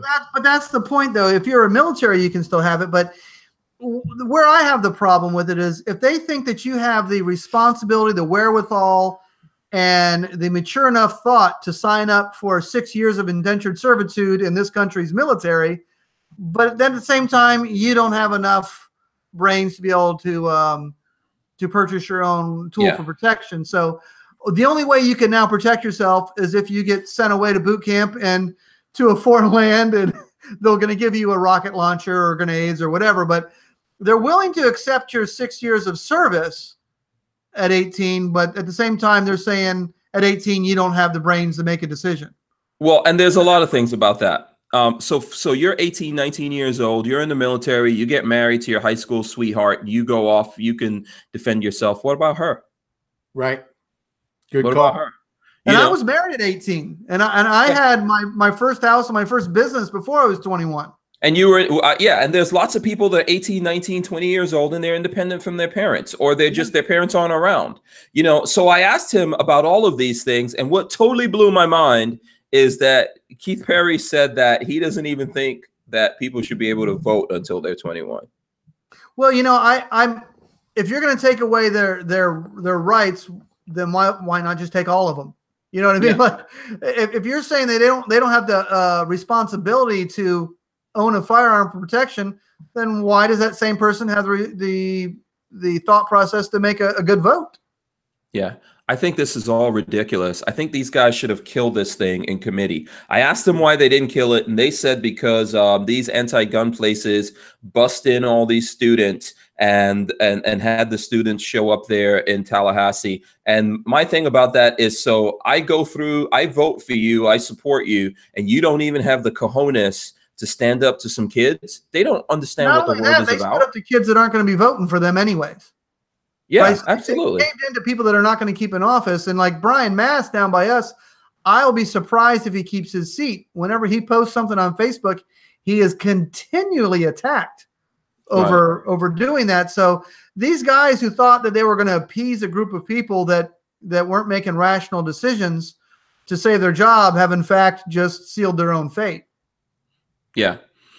I'm disappointed. I'm really disappointed in the Republicans. I mean, obviously we know the Democrats out there doing this stuff, but I'm disappointed that in Florida, we got these draconian laws because of Republicans. I mean, think about, look, you guys are gunsmiths. Look at the law that's coming on board in October about triggers. What's that going to do? You know, basically, if you modified any gun in Florida, you are now a felon. Well, you know, when we asked the ATF about that, we said, you know, what about if somebody wants, oh, well, it doesn't really apply to that. We're not going to enforce that. Well, that doesn't make me feel better. Yeah, that's bullshit. That's not how you answer that question. You know? Yeah, they told me that too. He told me that too. He said that enforcement of the law is up to the Attorney General. And why the hell do I want that? So now you're saying that you're putting laws on the books that if I get pulled over, you're giving police officers the ability to go, we think you modify. So otherwise, I would have had an AR and it would have been totally fine if I got pulled over, or even a handgun. And it would have been fine if I got pulled over. Now they could go, we think you're in violation. We're going to arrest you. We're going to figure it out. Now I'm a felon, and they have the right to decide whether or not they want to do that. Right. And you want these law enforcement people to pull out everybody's guns and test the trigger? And they go, you know, I think that's a pretty light trigger. I think that might be bad. Yeah. How are they going to figure that out? That's highly, there's something incredibly wrong with that. And they allowed all of it. Could buy a used firearm that somebody else had put a trigger in. To them, it's the original trigger. But if it's, you know, then you're going to arrest them over something they knew nothing about. Yeah, it's insane. And we have people who call themselves conservatives making up all these new laws. I think the age thing is unconstitutional. Totally is to me. I think the trigger thing is definitely against the Second Amendment. And there's just a lot of stuff wrong with that. And we have people who call themselves conservatives, pro Second Amendment. What's funny is you see this equipment behind me. You could confiscate every gun, and unless you could confiscate steel, I could have another gun in another few hours. You know, there's the guns aren't dropped from the heavens, although some look like they are. They're fabulous. They're actually made on Earth, right? And Spike's tactical compressor. What's that? The Spike's tactical compressor. That seems like it was dropped from heaven to me. Pretty good. Yeah, some appear that they could be. I agree. Full auto, fully suppressed, integrally suppressed. Yeah, that's good stuff. Mana.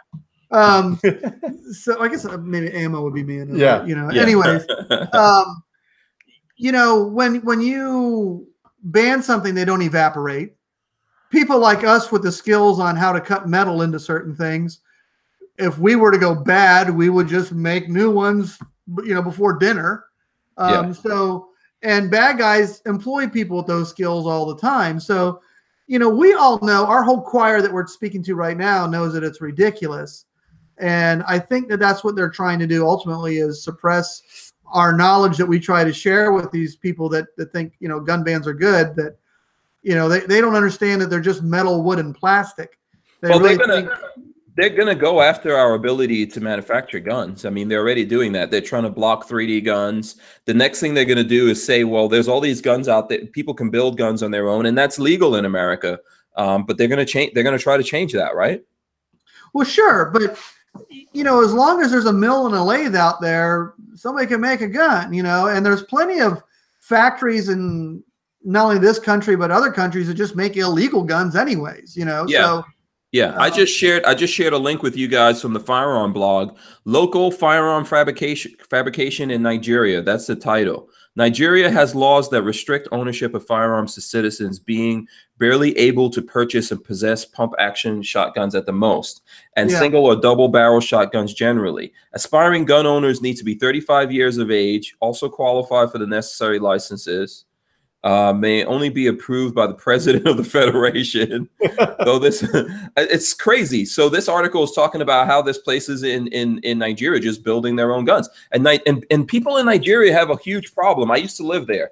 There's like 3 major tribes in Nigeria. One of them is a Muslim tribe, the Hausa people. And I lived in the northern part of Nigeria where those people are, and they actually control the oil. That's where Boko Haram is coming from. So and Boko Haram has a lot of money because of that, right? And they're out there. In some cases, they're like killing off whole villages. How do these people defend themselves against that? And they're doing it based on religion, because the other 2 tribes are mostly Christian. Right. So how do people defend themselves? So they have to make these things. And I think it's the same thing for us, right? And they know that. They can ban all this stuff and we can make it. So the next thing is like, okay, well, we'll stop you from making it. Oh, how the hell are they going to do that? You know, you're going to have to license that machinery around you. But how's that going to stop? Slogan from the handgun days, when they were trying to ban handguns. If you outlaw guns, only outlaws will have guns. And, and they're going to make everybody who wants to own a gun and be able to protect themselves, carrying it illegal. But I don't think they'll ever get that far. I never believed that. But what I believe is that every gun owner should be taking a non-gun owner to the range every week, if not at least every month. Yeah. That's how you do it. How many people brand new have you ever taken to a range and show how to shoot going, oh, I can't stand that, I'm never doing that again? No, I mean, I've helped convert some of my friends, and now they're police officers. Yeah. And here's the thing. I don't know very many people that grew up with guns and said, forget it, I'm never touching them. I'm going anti-gun. That's a rare duck. Yeah.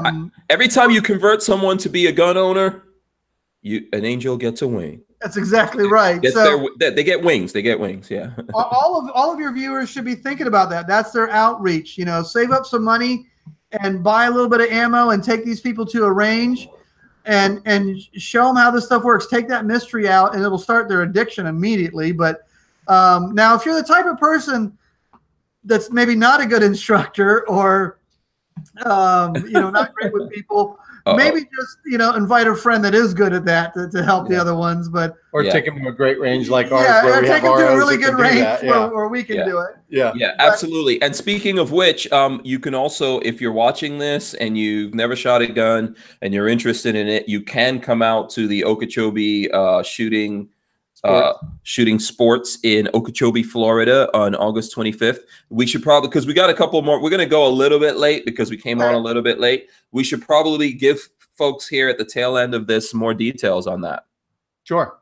So about the event itself, correct? Yeah.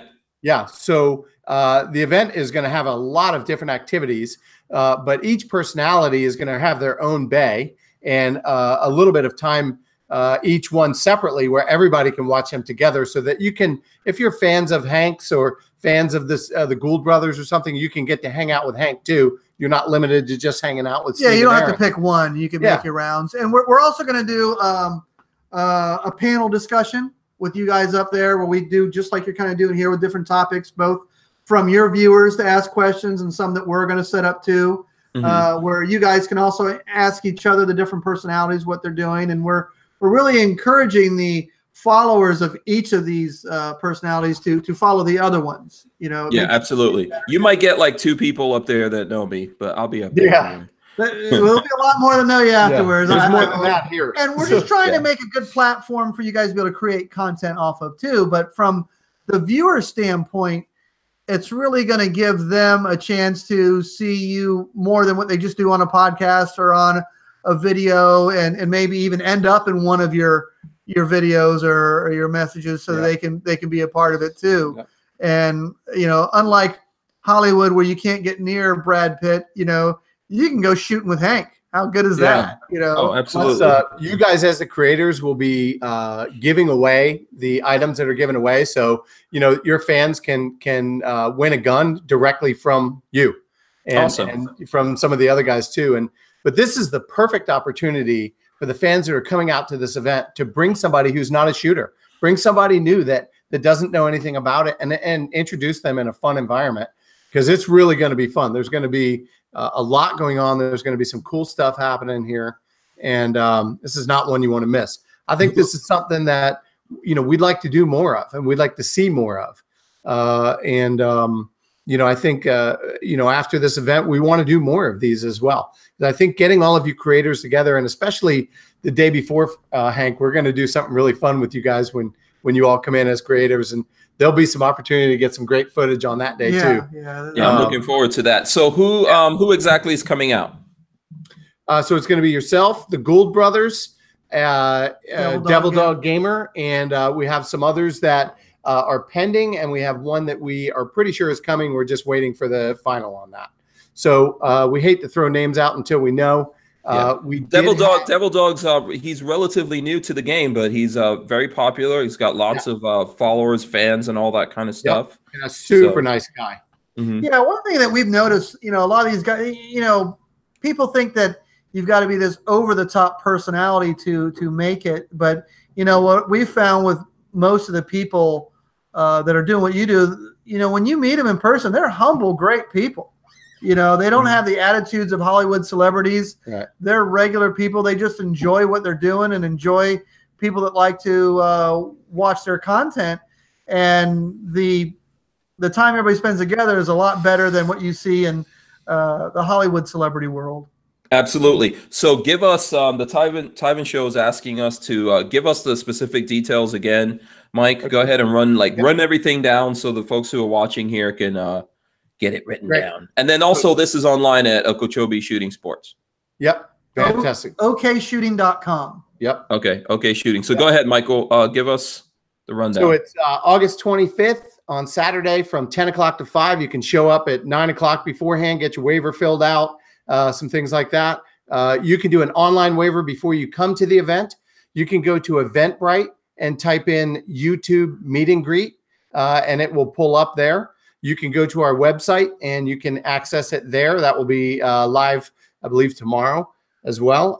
There's links on our Facebook to it as well at Okeechobee Shooting Sports on Facebook.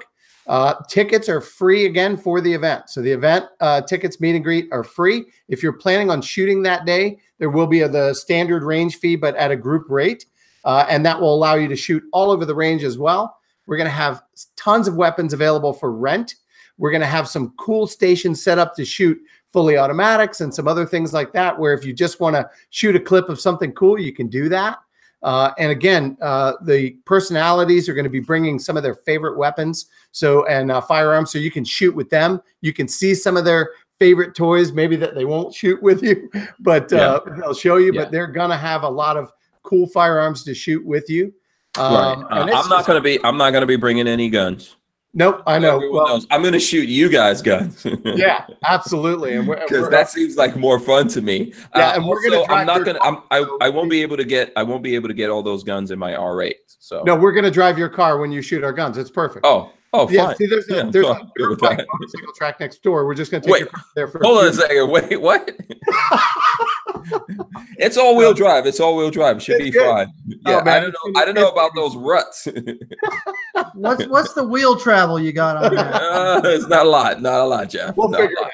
We'll just look at it in slow-mo after. Magazine, not a clip. Sorry. Magazine. Yeah. Magazine. Yeah. Yeah, there you go. Yeah, so I'm sure you'll get some messages about that. We'll probably pull out some kind of snippet. Probably will. Yeah. Yeah. See now that angel lost one of its wings, Mike. I'm just kidding. Yeah, we'll definitely. I'll pull out snippets from this show and put it up so everyone can share it. But it's August 25th, Okeechobee Shooting Center in Florida. Shooting Sports. Yep. I'm sorry. I don't know why I'm saying center. Everybody says that. I should have named it that because everybody calls it that. Yeah, Okeechobee Shooting Sports. There you go. That's the thing. It's the double S's in there. Your brain doesn't want to do it, but make it happen. Make it happen. Is there a place for anyone who needs to come down for the day? Like, is there places to stay around there, hotels? Yeah, there's a Hampton Inn right around the corner from us. And if they mention that they're coming here, they give them a good break on it, on the fee. So we have a lot of our guests that stay there. Yeah, awesome. So it's a Hampton Inn, and if just mention Okeechobee Shooting Sports. Yeah.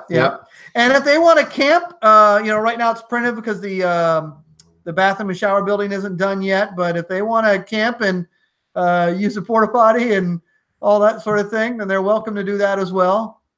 Okay. You know what? I'm gonna have to see this. I'm gonna use this as leverage against Lola to get some kind of camping device going here. Yeah. I have a tent. I have a rooftop tent, but I'm not putting that on the R8. You might need to bring an RV. I'm just saying. Yeah, I might need to do that. Maybe in the future. You guys are actually great guests. I would like to have you guys come back on, do some more stuff, and hopefully we'll be able to do that going forward. Oh, yeah, we're full of all kinds of stuff. Yeah, we look forward to hanging out with you, though, and the other guys, and I know that we're going to have a lot of fun. It's going to be great. Yeah, absolutely. Special K says, done registered. David Reed says, where's Florida? Look on the map. We are the schlong of America. Yeah, exactly. The good part. The good part.